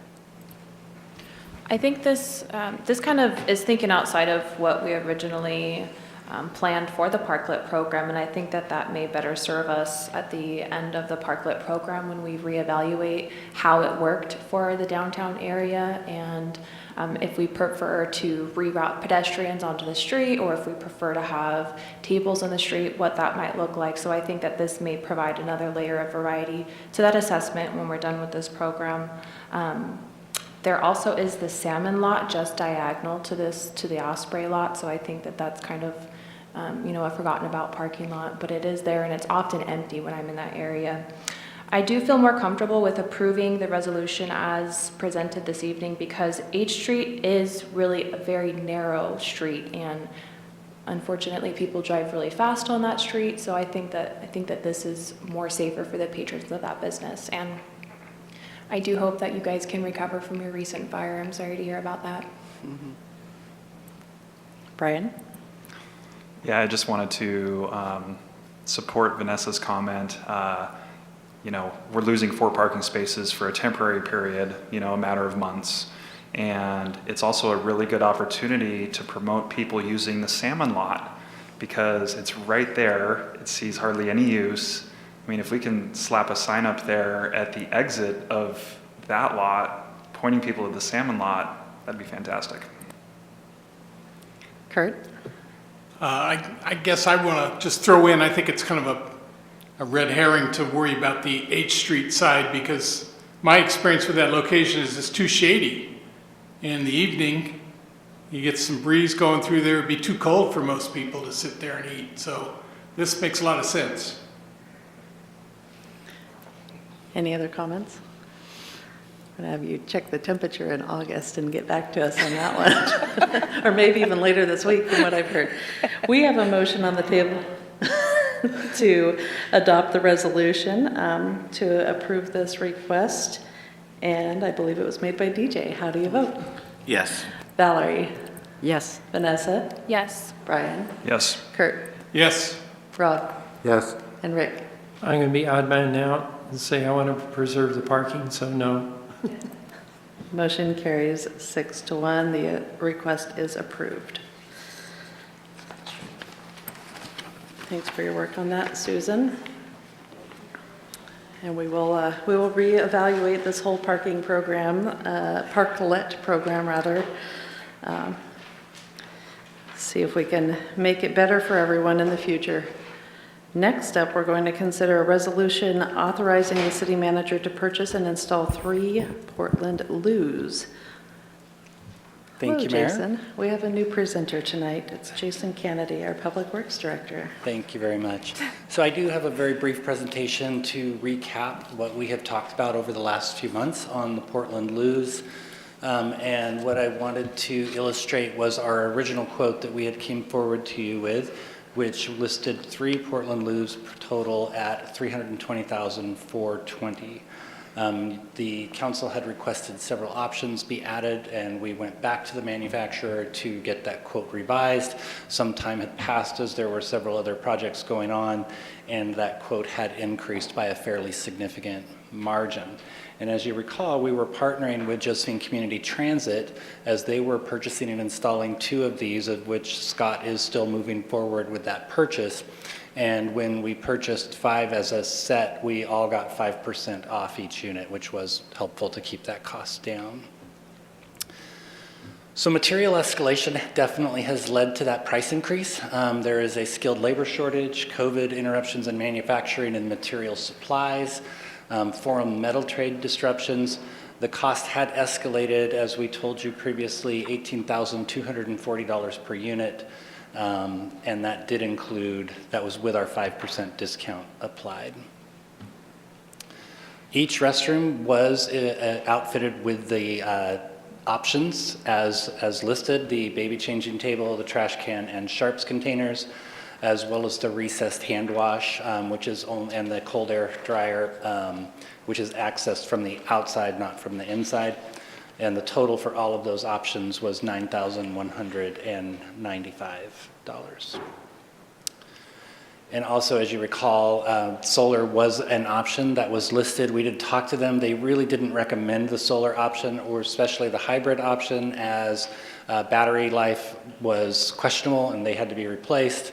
Also, with the cold weather upgrade, it was not recommended for our area. We just don't normally get that cold of weather for that period of time, and we can manage that pretty readily just by being aware. So the cost implication for purchasing the Portland loos is $375,139, and will be billed to project LB 6314 Downtown Restrooms Welcome Center project. Each restroom cost is $125,000. There will be installation costs, as we talked about, and that was an increase of $18,000 to $40,000 per unit. And as we also talked about, there is future costs. It will cost us roughly $5,000 per year per loo for cleaning, and are potentially for locking those up at night.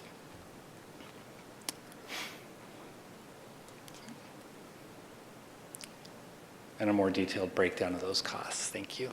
I had to read through there. So the call to action is at your discretion, but we do have it for your approval tonight in your packet. And there are a fair amount of alternatives here at this point, several of which would ask us to go back and get revised quotes. That would change our purchase price, but if you authorize us to do that, we can make that happen for you. And with that, I would take any questions that you would have. Thanks, Jason. Rick has a question. Thank you, Jason. Can you go back to the price sheet that gives all the costs? So it shows 5% discount of 20,000, but that would be, if the city are purchasing 3, that'd be 60,000? No, I believe that 5% of the total 667 is that 20,000. I don't have a calculator on me, but I'm guessing that that's what it is. Okay, that sounds right. Okay. Oops. Or actually, no, that doesn't.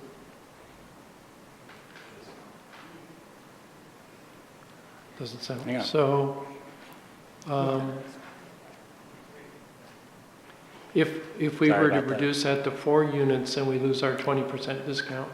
Yeah, Or if we 5% reduce our discount. purchase to 2, the cost will go up by 5% per unit. Because right now, the revised total for us, Is $375, $139 that's for 3 units. for 3 units. Okay, thank you. I have a question about shipping and handling. That's included. I saw In that but price, it's the $24.45 per unit. awfully expensive. Could we not Trucking. drive to Portland and fetch these ourselves? We're not equipped to handle shipping these units. They're pretty large and bulky. They'll come on a large flatbed trailer. We don't have that kind of equipment. All right. Might be able to figure out how to drive a big truck. Brian, then Rick. I just had a question about the funding source, the LB 6314. What's the funding source for that? It is a combination of general fund revenues and urban renewal funds. Do you happen to know a roundabout breakdown of what those are? I see Adam's got his budget book open, so hopefully he can answer that for us. I'm happy to wait if it takes a minute. And thank you, Adam. There's quite a bit of a breakdown. It's on page 130 of the capital budget document. There's general fund tourism dollars, general fund policy and legislation funds. There's miscellaneous, which I believe was a transfer from a prior project. I don't have that listed. Urban renewal, a bit of interest as well. So I could provide the dollar amounts if you'd like, but. No, that's good. Thank you. Rick?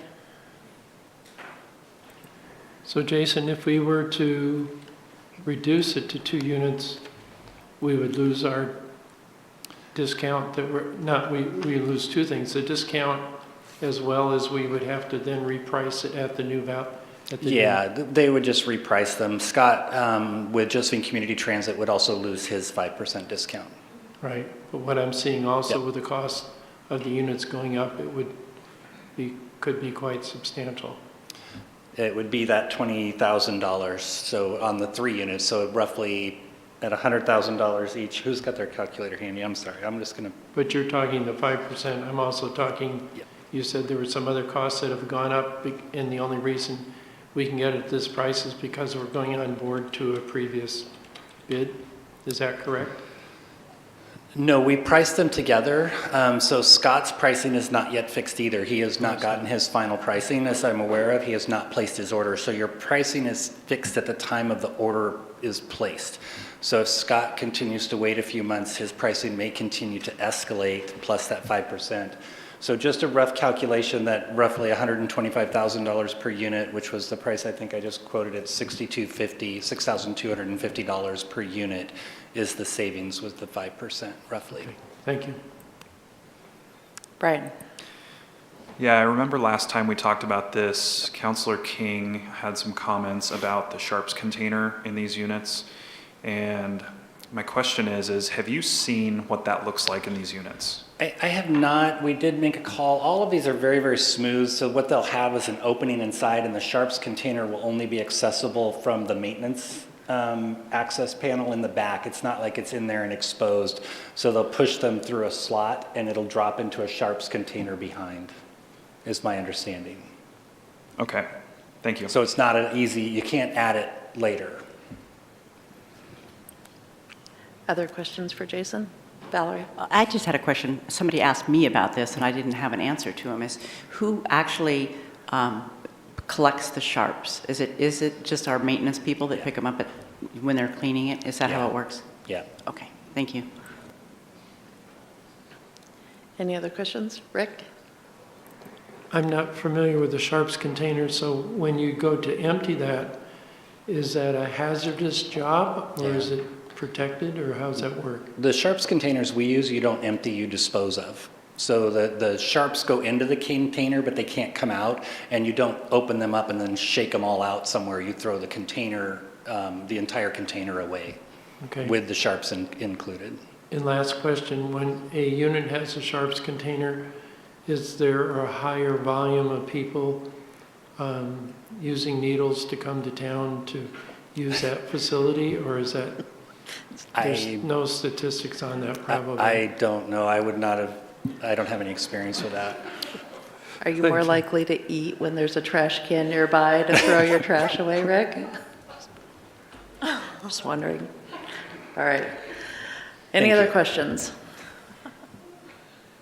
All right, we're going to turn it over to the public. Is there anyone from the public who wanted to speak on this? Rika?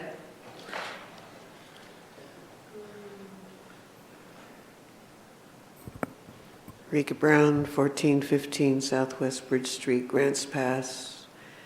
I would like to remind the council that there are a lot of diabetics among our shelterless population, and they do need a sharps container. Thank you. Thank you. All right, anyone else from the public? All right, we'll close public comment, open it up to council discussion. Any comments, discussion from the council? Valerie, then Brian, then DJ. I think it's a long time coming, and it's unfortunate the price has gone up, but then that's the way it is. It's a lot of things right now, but I really feel that we need all three of them, because I can think of many places. I remember back to where even when I know that these are kind of focusing in the downtown area, but even at some point in time when we had the warming shelter out on East Street, one of the issues we had there was that what did people do during the day when they were booted out of the shelter? Where were they supposed to use the restroom? And it became a problem there also. So, I can see us having no problem at some point deciding where these need to go. So I am going to move to authorize the city manager to purchase and install 3 Portland loos as proposed. Second from DJ. All right, we were saying Brian and then DJ. Yeah, well, first I just wanted to make a courtesy comment. I see Commissioner DeYoung's here, and on the county quote, they do have the cold weather toilet upgrade for both of their units for a total of $9,000, and as we just heard, that wasn't needed for this area, so if you want to save $9,000, you can have Scott take that option off of your guys' units. And then I would also, I've talked to a few of you about the locations for these Portland loos. I think it's a great idea that we're getting them. They're sorely needed. But I think it would be wise for us to maybe revisit the locations, specifically the Welcome Center location, as I think that there's a good opportunity there to reconfigure the restrooms that are on the back of that building. So maybe we could put the Portland loo at another location and get even greater coverage. Thank you. Thank you. DJ? No, I don't have any more comments. Other counselors? Kurt? I'm just going to agree with Brian. I think when we first talked about this and we talked about that location, I wasn't aware that we were going to spend the money on the Welcome Center. And so, knowing all that now, I think that's a location that should be second guessed. And I'll also say that as one of the diabetics in town, I can tell you that when you got to go, you got to go. So we need this. Thank you. Other comments?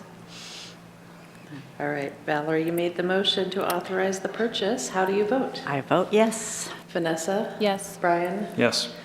Kurt? Yes. Rob? Yes. Rick? Yes. DJ? Yes.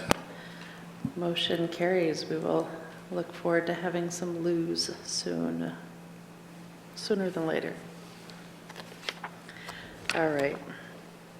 And our last item under council action is to consider a resolution that would amend Resolution 20-6889, awarding Northwestern Design a business retention and relocation assistance matching grant up to $50,000 for infrastructure and system development charges. Welcome back, Susan. Hi. Thanks. I've got to find my presentation. Oops. Okay, here we go.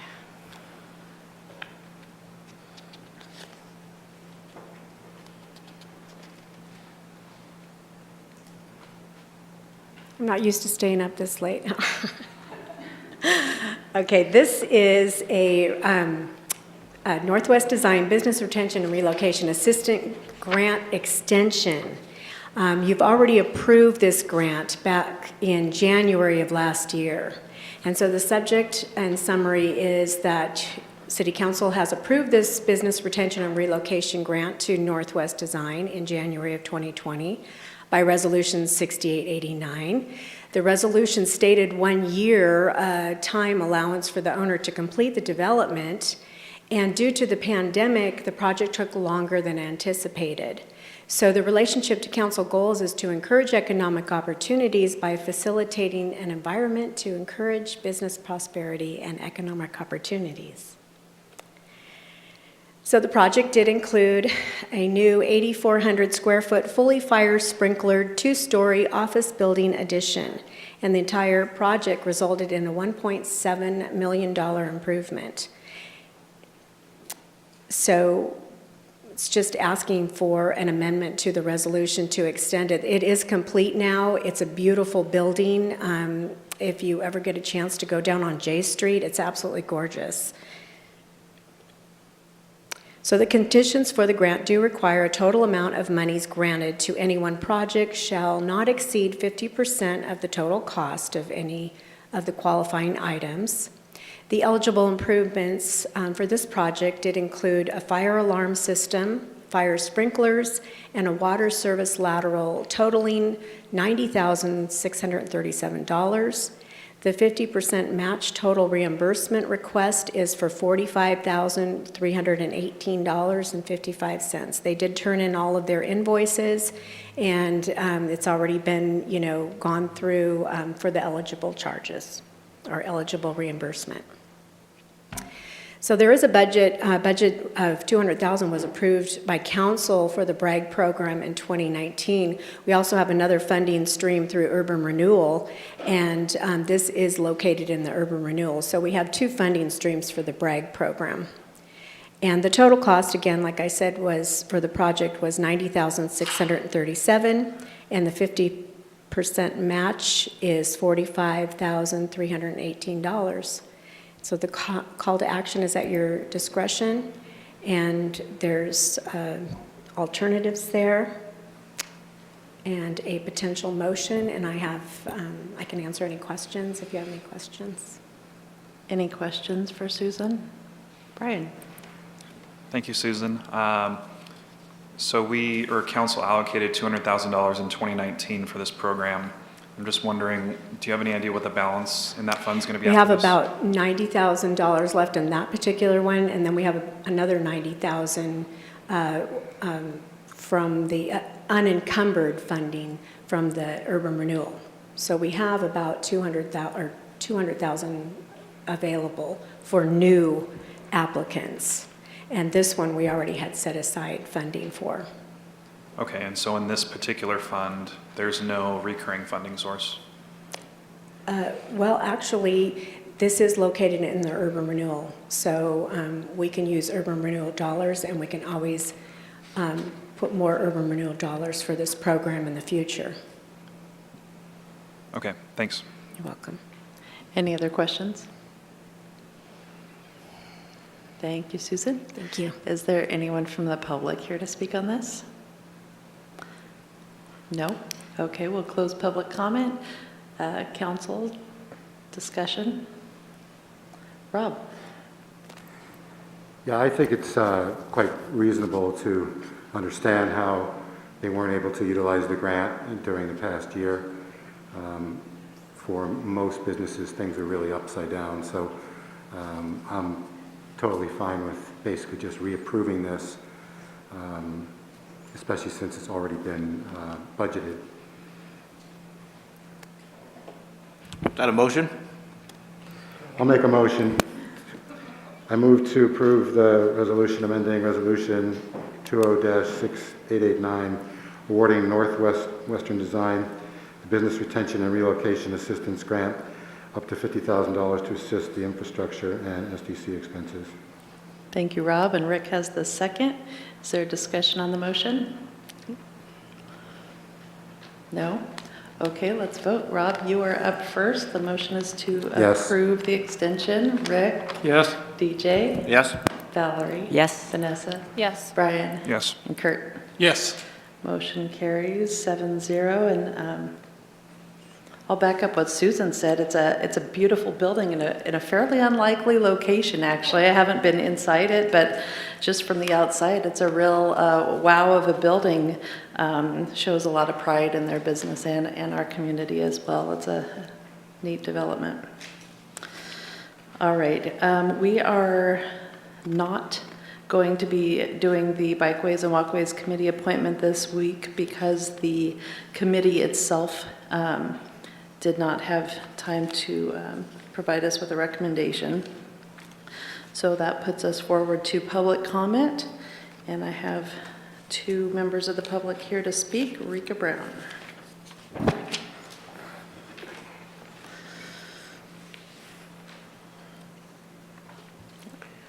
Rika Brown, 1415 Southwest Bridge Street, Grants Pass. Honorable Council, Mayor, and Manager. I was looking over the water section of your website and looked at the value of water page.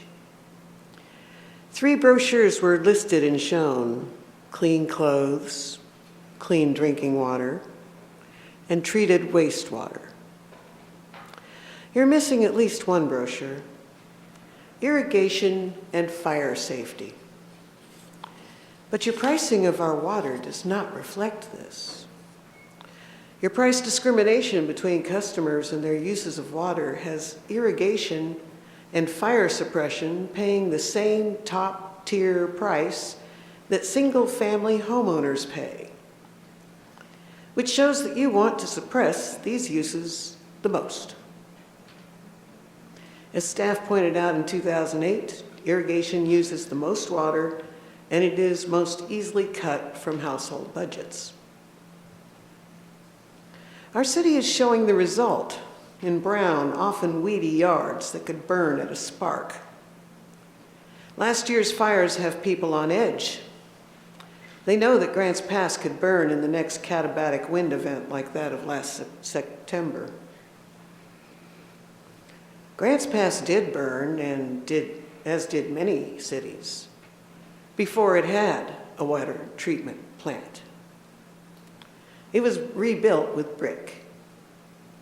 I am sure that they built the water plant to allow our residents to keep their property safe with pressurized water.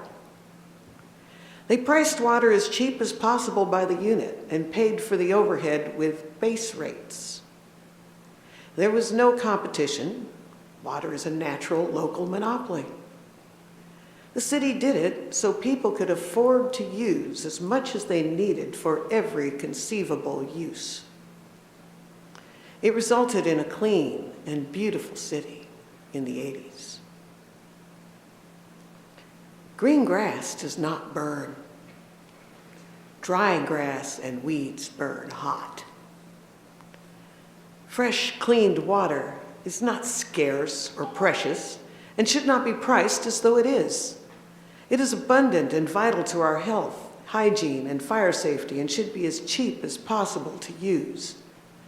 Those big storage tanks on our hills give us the pressure to use cleaned water effectively for irrigation and fire suppression. All over the city, making our cleaned river water far superior to water delivered in ditches.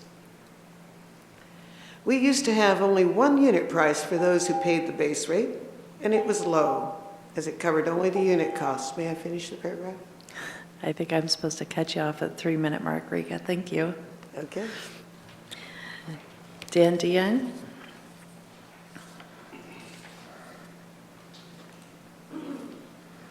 Good evening, and Mayor, Council, staff, good to be over in the building again. I'm here to talk about special events, and I think we're all in full agreement that special events are something that is very important to the tourism aspect of Josephine County. We've had some pretty rocky roads in the last couple of months due to COVID, due to all kinds of stuff, but there's one thing that I do, I've got the special events chapter 4.07 of the Grants Pass City Municipal Code, and I'm not here complaining about the code. In fact, I think it's very well written in all aspects. I'm here just kind of to, I guess, let you know that in this code, and it's 4.07-010 through 4.07-130, there is an area in here, and it will be item number 4.07050, standards for denial of the license. And then it goes on to what will happen. And it goes on through, but one of the things is item number C that was added in 2010. We had an issue where a organization here in Grants Pass applied for the use of the Harry and David shelter. And 4.5 months later, they couldn't apply. You can only apply maximum of 6 months out before. And so they applied 6 months out before, and they got to the 4-month mark, and still nothing heard from the city, whether it was a approval or denial. So item number C was added at that time, and I'll read this to you, chapter and verse. The city shall approve or deny a license within 45 days of receipt by the city of a completed application. Failure to approve or deny the license within 45 days shall be deemed as an approval of the application. That says that the city has 45 out of respect to the promoter, and I've done a ton of promoting in my day. I ran a motorcycle hill climb in Douglas County for 5 years, and Blitz Canyon up here at the north interchange on top of Merlin Hill for 10 years.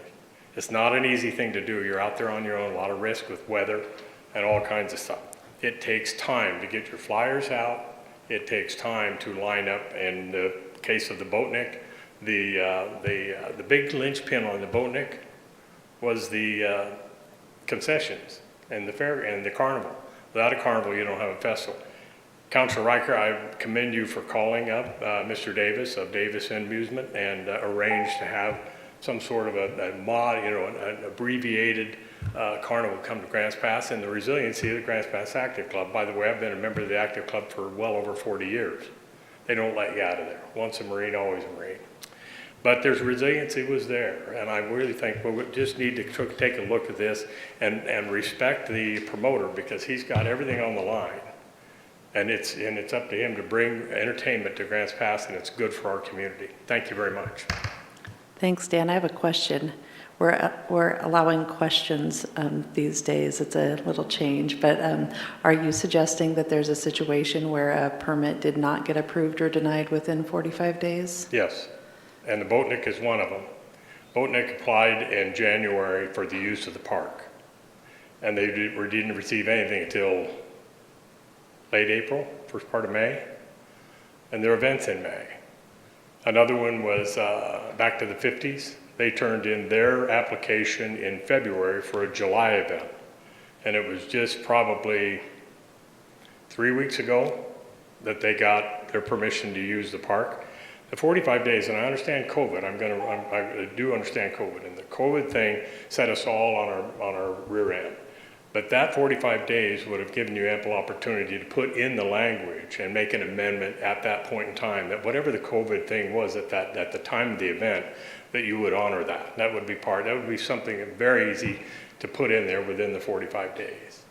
So, and looking at concerts in the park, I was told that concerts in the park applied in January, and that they did not get permission, but I've been told that they did, so I don't have firsthand knowledge of that. Okay. Thank you. All right, council. Well, let's first do, I don't think there's anyone else from the public here to speak. Karen, can we please review? Oh, in fact, actually, first it's on our agenda. Council, did you want to review public comment tonight? Valerie. I'm just going to follow up on what Dan was saying and ask whose responsibility is it to actually respond from the city? I mean, how does that process happen within our city? So I think Karen might be able to respond a little more to that, but our office does receive the applications, I believe. So it depends on where the event is held. If the event is held specifically in a park with a park facility, that's handled through Recreation Northwest. If it's an event that's held throughout the city, then the application comes to the administration office, and then we route it through all of our, depending on what the application is, route it through our staff to see what we need to do to make that event happen. Was there a reason this year that didn't happen in a timely manner? Or, I mean, I guess I'm following up on that because that's kind of what I'm hearing is that it didn't really happen in a timely manner this year.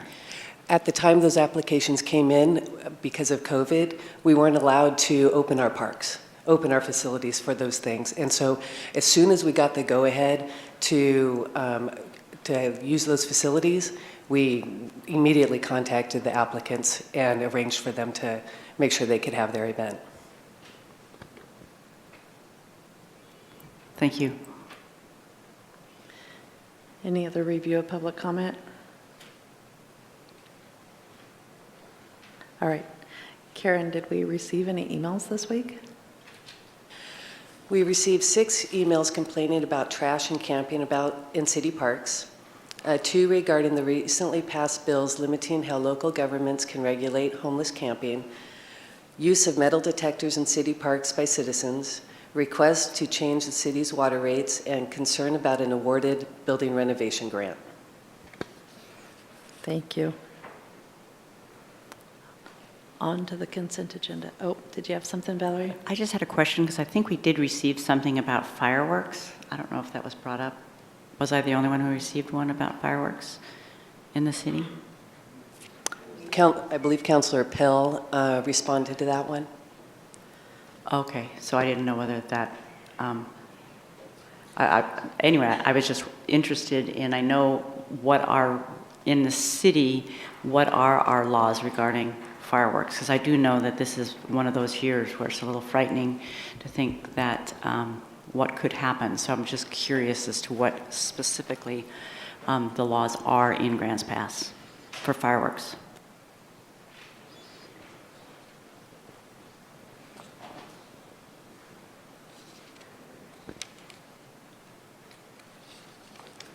I don't have the exact verbiage off the top of my head, but my understanding, it's anything that goes above a certain height is not allowed in the city.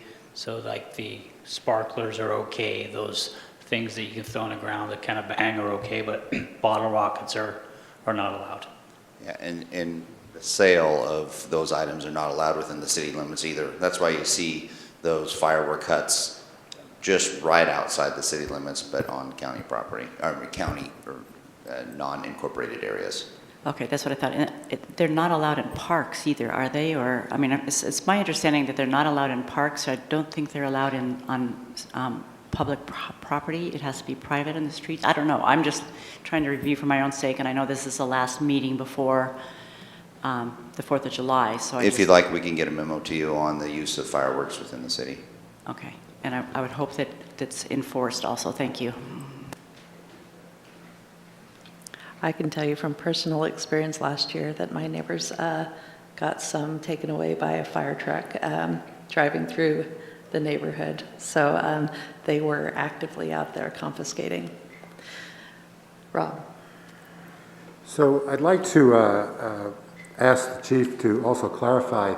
I know that in the Northwest section, and DJ might have seen the sign also, I think if you go up Valley View, is it?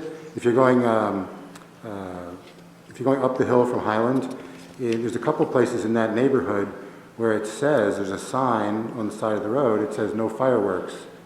And so on the one hand, theoretically we're told that you can have you could have things that are close to the ground, but in certain neighborhoods there's specific signs that say no fireworks. So I've never been able to understand how there's different rules in different parts of the city.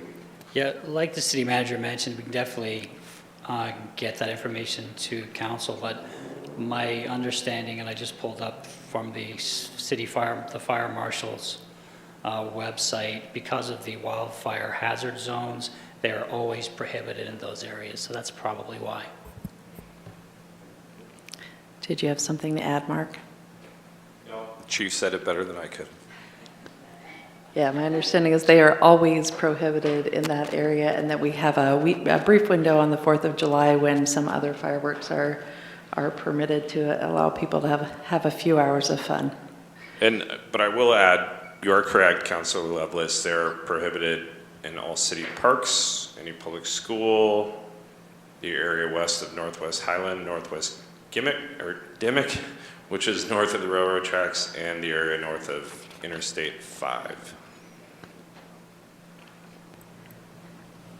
All right. Next up, consent agenda.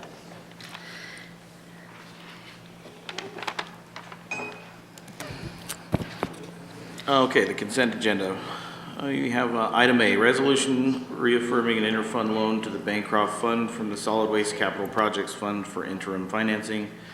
Item B, resolution authorizing the Josephine County Assessor to place delinquent sewer charges for the City of Grants Pass on the tax roll for collection. Item C, resolution authorizing the Josephine County Treasurer to include city property tax receipts in their investment program. Item D, resolution establishing membership with State Accident Insurance Fund Corporation for workers' compensation insurance. Item E, resolution authorizing the city manager to enter into a contract for the Ridge Road Water Main Extension, project number WA6360. Item F, motion to readopt the city's investment policy. Item G, motion acknowledging the receipt of the monthly financial report for April 2021. Item H, motion accepting the certified results of the May 18, 2021 special election.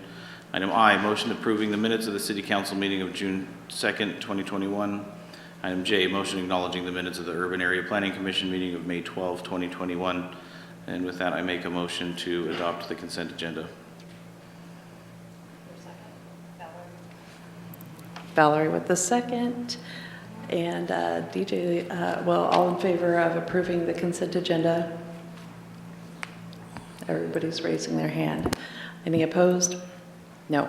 Okay, let's take a 5-minute break and we will reconvene as the Urban Renewal Agency.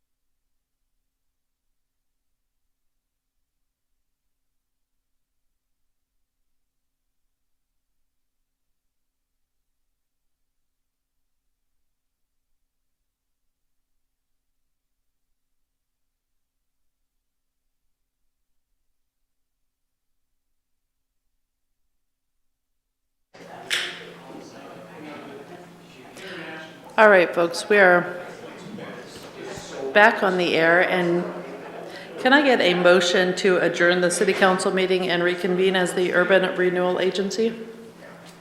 I make a motion that we end the city council meeting and come back together as the Urban Renewal Agency.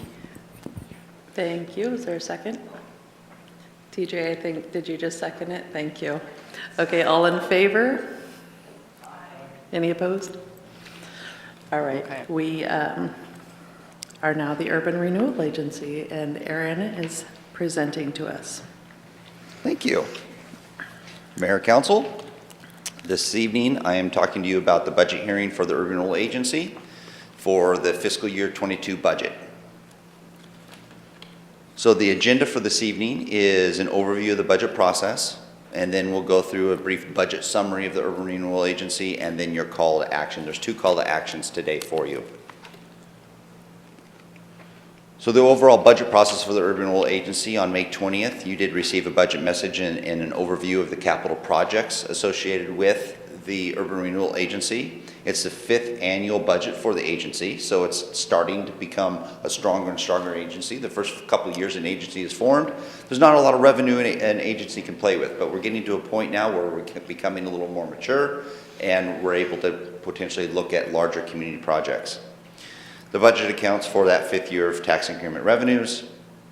The Budget Committee did approve the budget, and revenues are applied to eligible projects based on City Council prioritization and project timing needs based on the private sector. One of the key things about an Urban Renewal Agency is trying to leverage private dollars.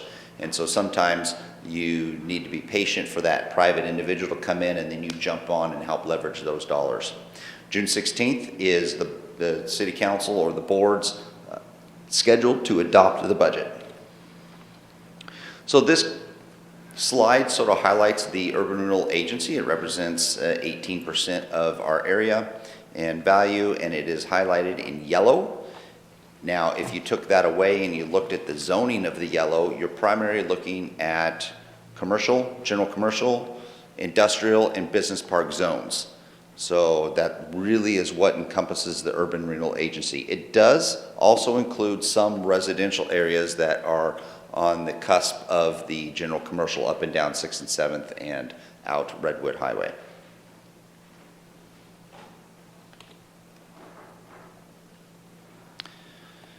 So for fiscal year 22, the approved budget, total requirements for fiscal year 22 is $2.24 million, with $2.1 million being for capital outlay.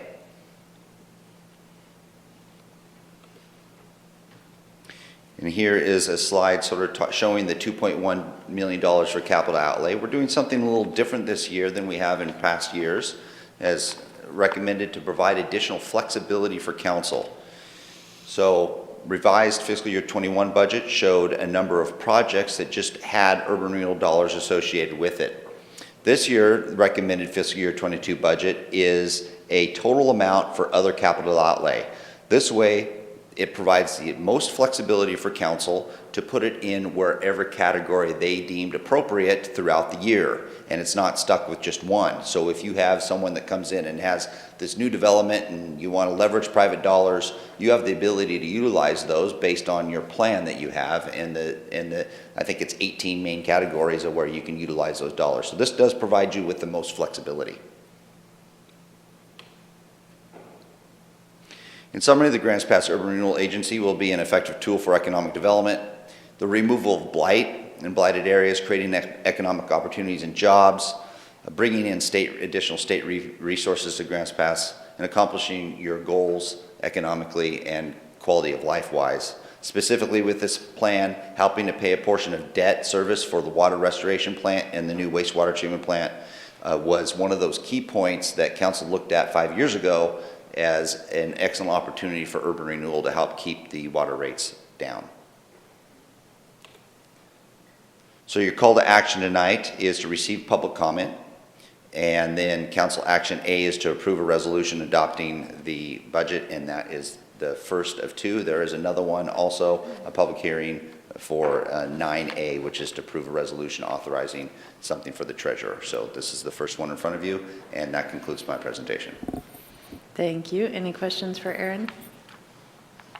Brian?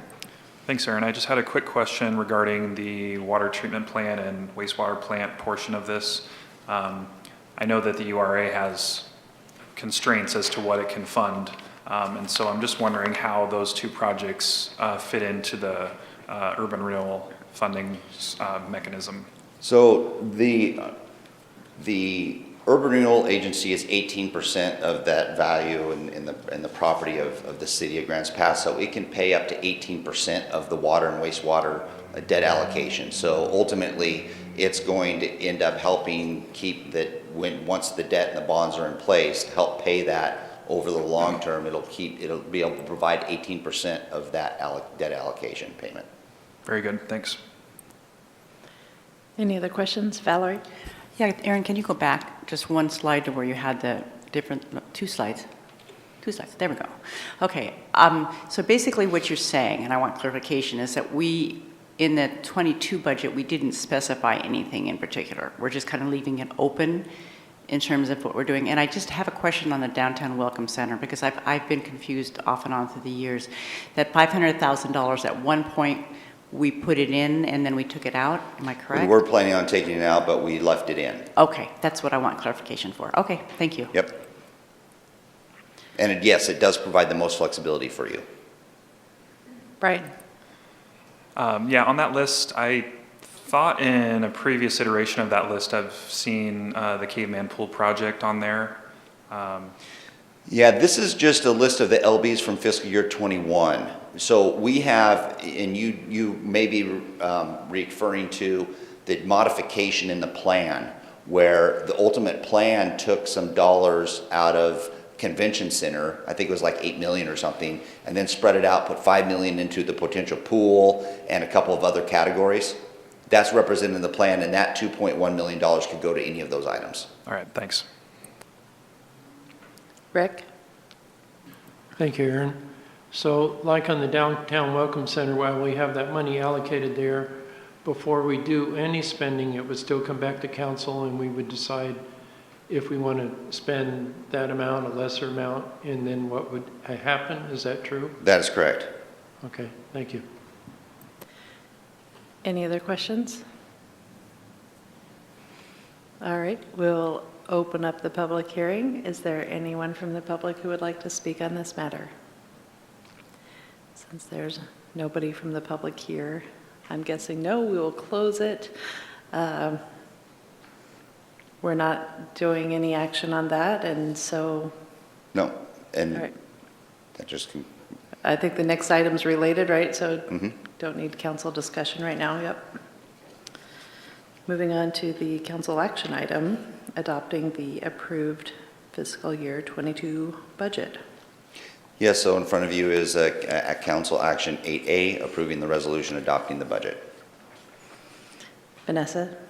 I move to approve the resolution to adopt the fiscal year 2022 budget, make appropriations, and authorize the full amount of tax increment collections. Is there a second? Brian with the second, lots of people with the second. Discussion? Vanessa? No? Brian?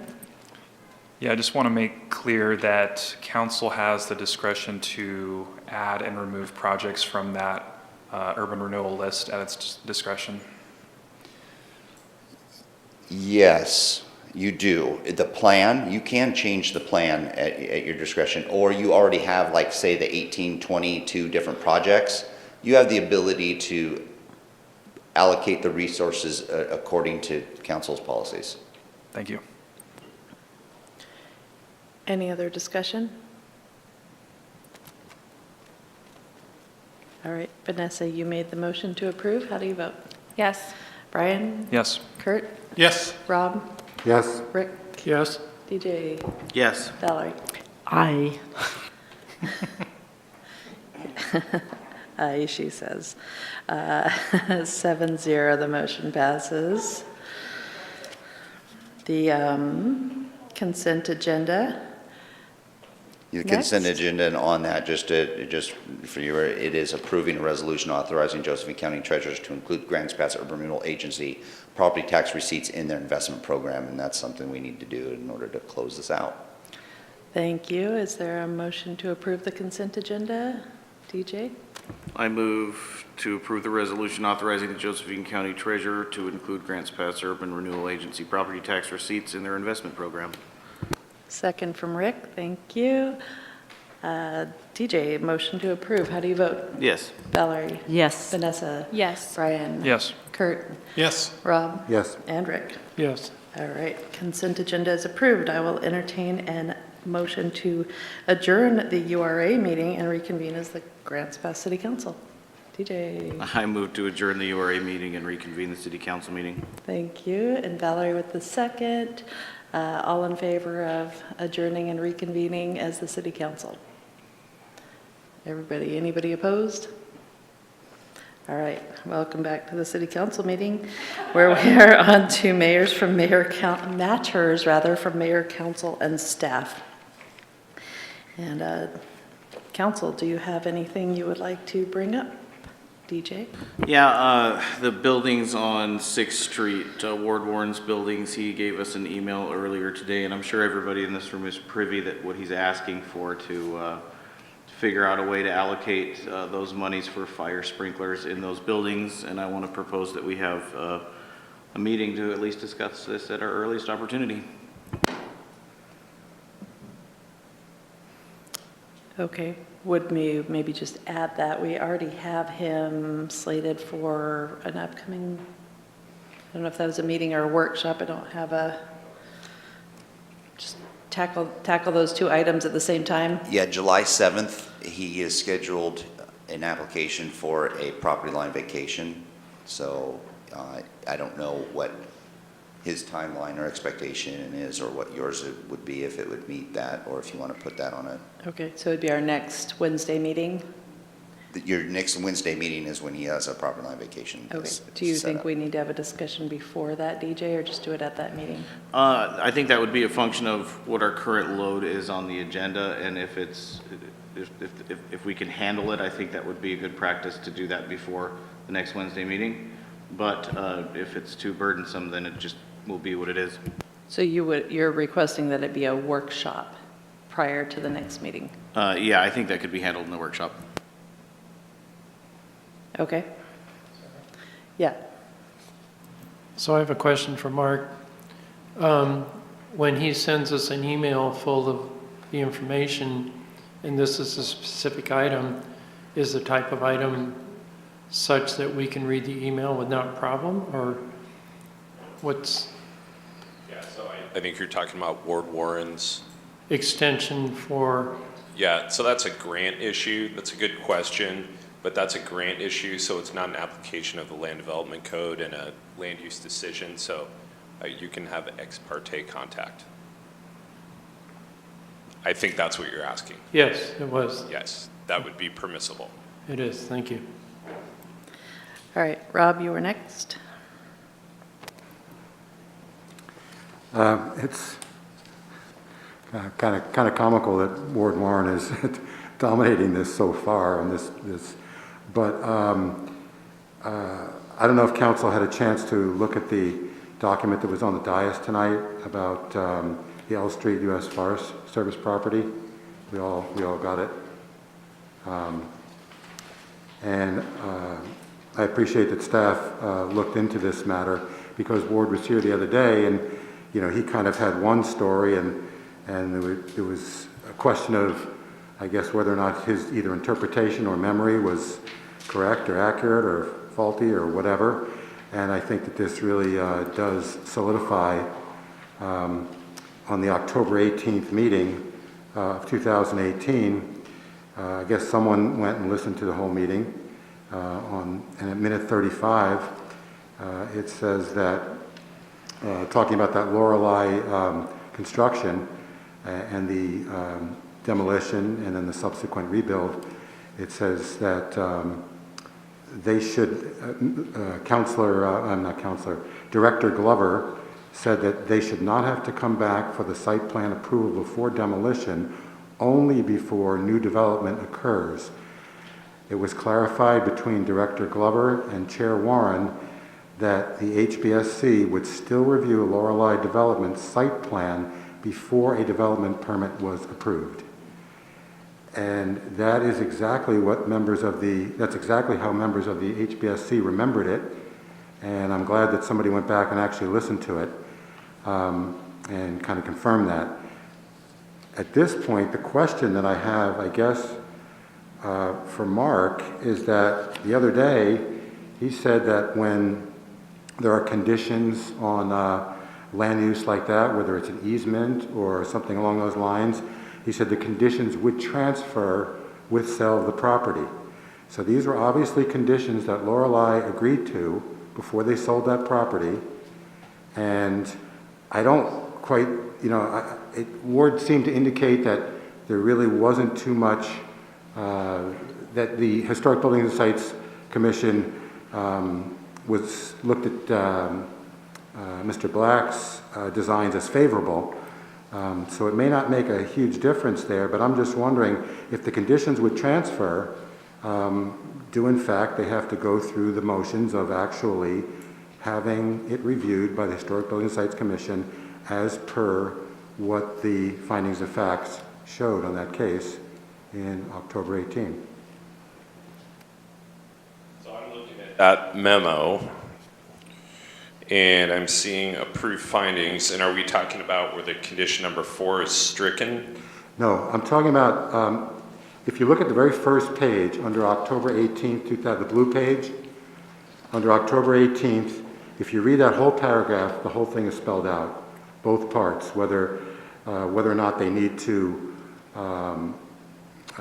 whether they can demolish before the site plan is presented, and then secondarily, do they have to come back and show the site plan before a development permit is issued? The whole thing is in that paragraph. Yeah, so what matters in a land use approval is what's adopted in writing. So it sounds like maybe there was some confusion about whether or not what's in writing embodies the verbal discussion, but the law of what's approved and what the applicable findings are is entirely limited to what is actually written. And so this, when I look at this document and I see that number 4 with coming back, the site plan is stricken, then that is not enforceable. If it were not stricken, that may be different. All that said, I think they are willing to come back and show them what they're going to do. But it 100% rests on what is actually written down as the written order of approval and findings and signed. The discussion that preceded that is, legally speaking, irrelevant. Okay, so I know that it's stricken as far as having them have to come back for before demolition. That part was stricken, but I don't think that there's anything else in writing that says anything else was waived. There's nothing else. There's nothing in writing that says that the requirement that they come back for before a development permit is issued. That's nowhere in writing. Yeah, so the only things they legally need to qualify or that they legally need to comply with are limited to what's in writing. So for instance, number 3, detailed site plan, showing all the utilities prior to the commencement of the demolition. I think the demolition already happened, but that applies, but it's entirely limited to what's written down. Mm-hmm. So even though the director basically said it, it's not binding because she chose not to write it down, I guess, is what you're saying. Yeah, the only thing that's binding is what's written down. Thank you. Anyway, I'd just like to add again that I really appreciate that the chairman of that commission was, it gives me confidence to know the chairman of that commission's memory was correct and that he in fact remembered it the way that meeting did in fact go down as per the recording. Thank you. Any other comments from council? Brian? I had a question about, I know at the state level there's been a change with the amount of notice that's needing to be given. It's changing from, I believe, 24 to 72 hours. And I was just wondering if we could hear if there's when that's happening. Has that already happened? Is there a deadline? Does anybody know when that goes into effect? So on Friday morning, Public Safety and I have a conference call with the attorneys in Salem who are all over this stuff, and we're going to break it down, and I can provide council with direction after that. Great, thank you. And then I also wanted to bring up, we talked Monday very briefly about how we want to handle committee motions at workshops, because we haven't really outlined our procedure on how we want to do that. And so I'm not particularly pushing for any sort of way that we do that. I just want us to have a way that we do that so it's consistent moving forward. And so that was forwarded to now, and so now I'm bringing it up. It was, and for the counselors, a couple of people were absent, but we did have two what I felt were relatively small requests. One was a committee had recommended planting tulip trees on one of the blocks on Washington Boulevard, and then the COPA committee had requested $3,500 for the art utility boxes, and we just went ahead and made motions and approved those requests on the spot during the Monday workshop, which is fully legal. It's a business meeting. It's just different, you know, to us it's different, but legally a council meeting is a council meeting is a council meeting. Anyway, we then had another request that I'm not thinking of immediately, but it was something more complicated that we just made a motion to put on a future agenda to be discussed at a Wednesday night business meeting. So I think, you know, with those two requests, you know, our choices were at the time, you know, having heard from the committee, and we had committee chairs here. It was rather nice.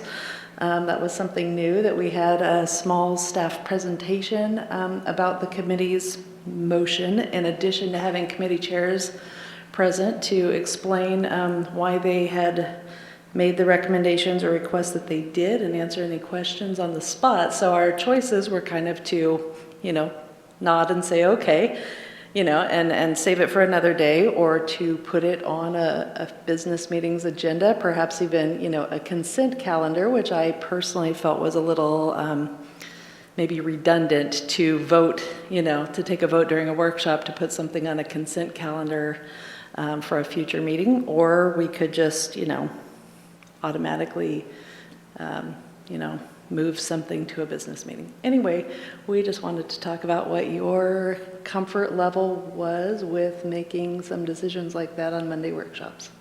Rob? Yeah, I guess the issue for me is that I think it's from a kind of optics perspective.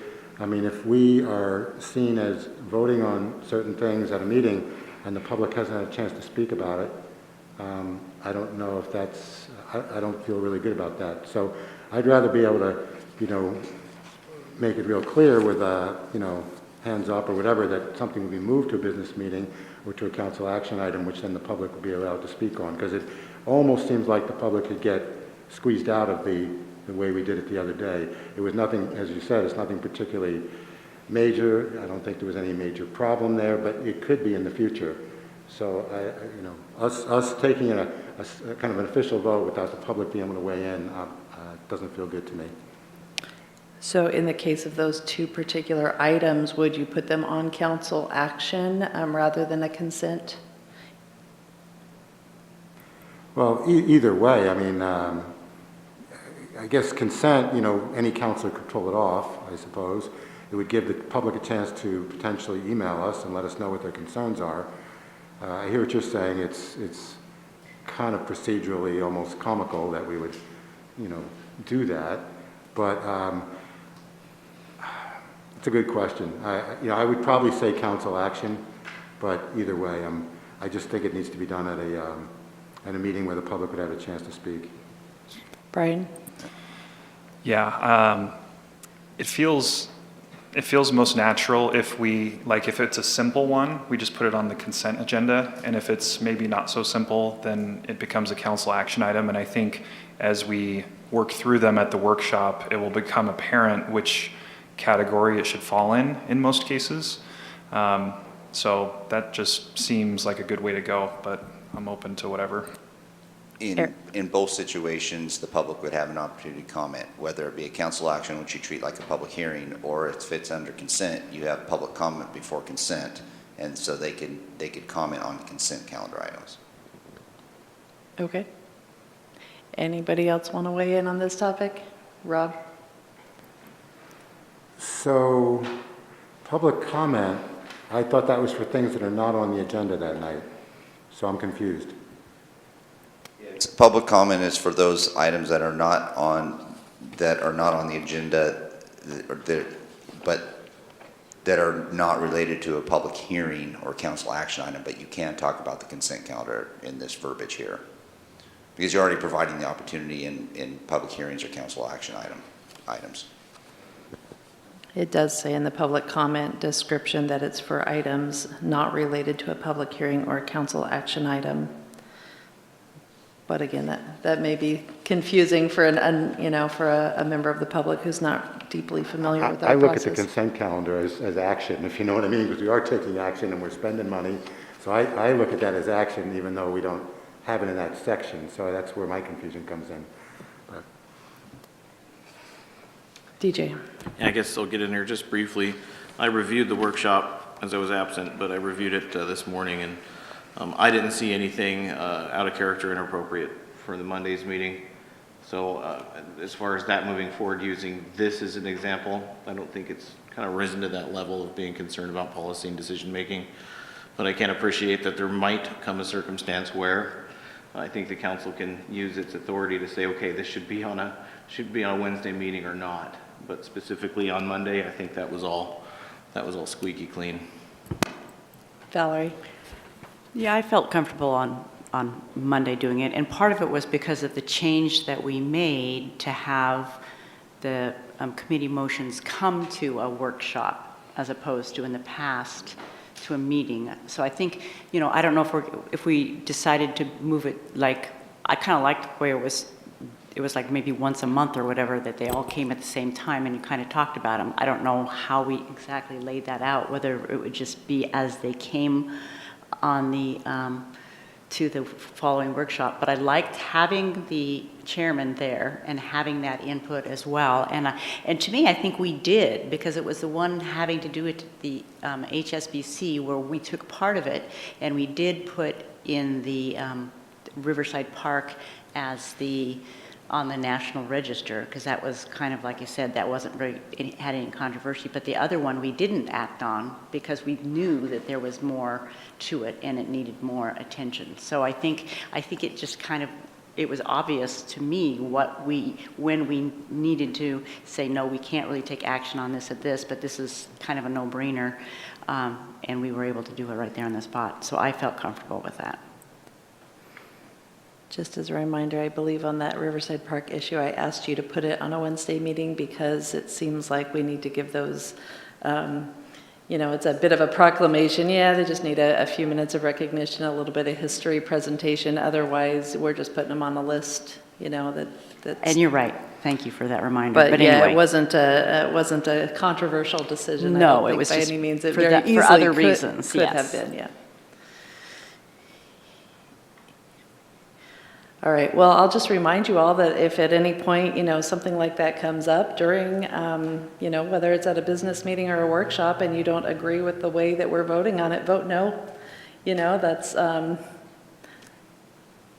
you don't have to make a decision to approve something at a moment that you're uncomfortable with. Vote no if that's the way you feel. And if 5 of you feel otherwise, we'll move forward. But we can't always have a perfect process, even though we try to kind of put things at the appropriate place and time.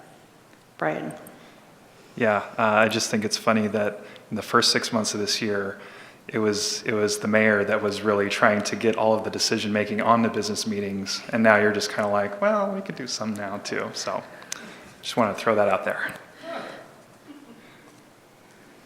I guess the way I see it, rather than doing some sort of thumbs up or unofficial preference, we really formalized and we just took care of it at that moment, because I think some of these things might not be a decision that necessarily even requires us to spend a certain amount of money or to decide exactly what sort of tree, at that moment. So it's like if the choice is between giving some sort of thumbs up and taking an official vote, I would prefer the official vote, personally. You guys all came up with some sort of hand-waving, name-reading thing, but that wasn't on me.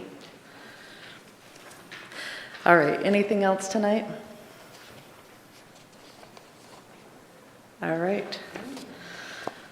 What's next? Staff comments. Look at them all lining up to speak. All right. Motion to adjourn? DJ. I move to adjourn the city council meeting. Second from Valerie. All in favor of adjourning? Aye. Any opposed? All right. We are adjourned until next Monday for our workshop.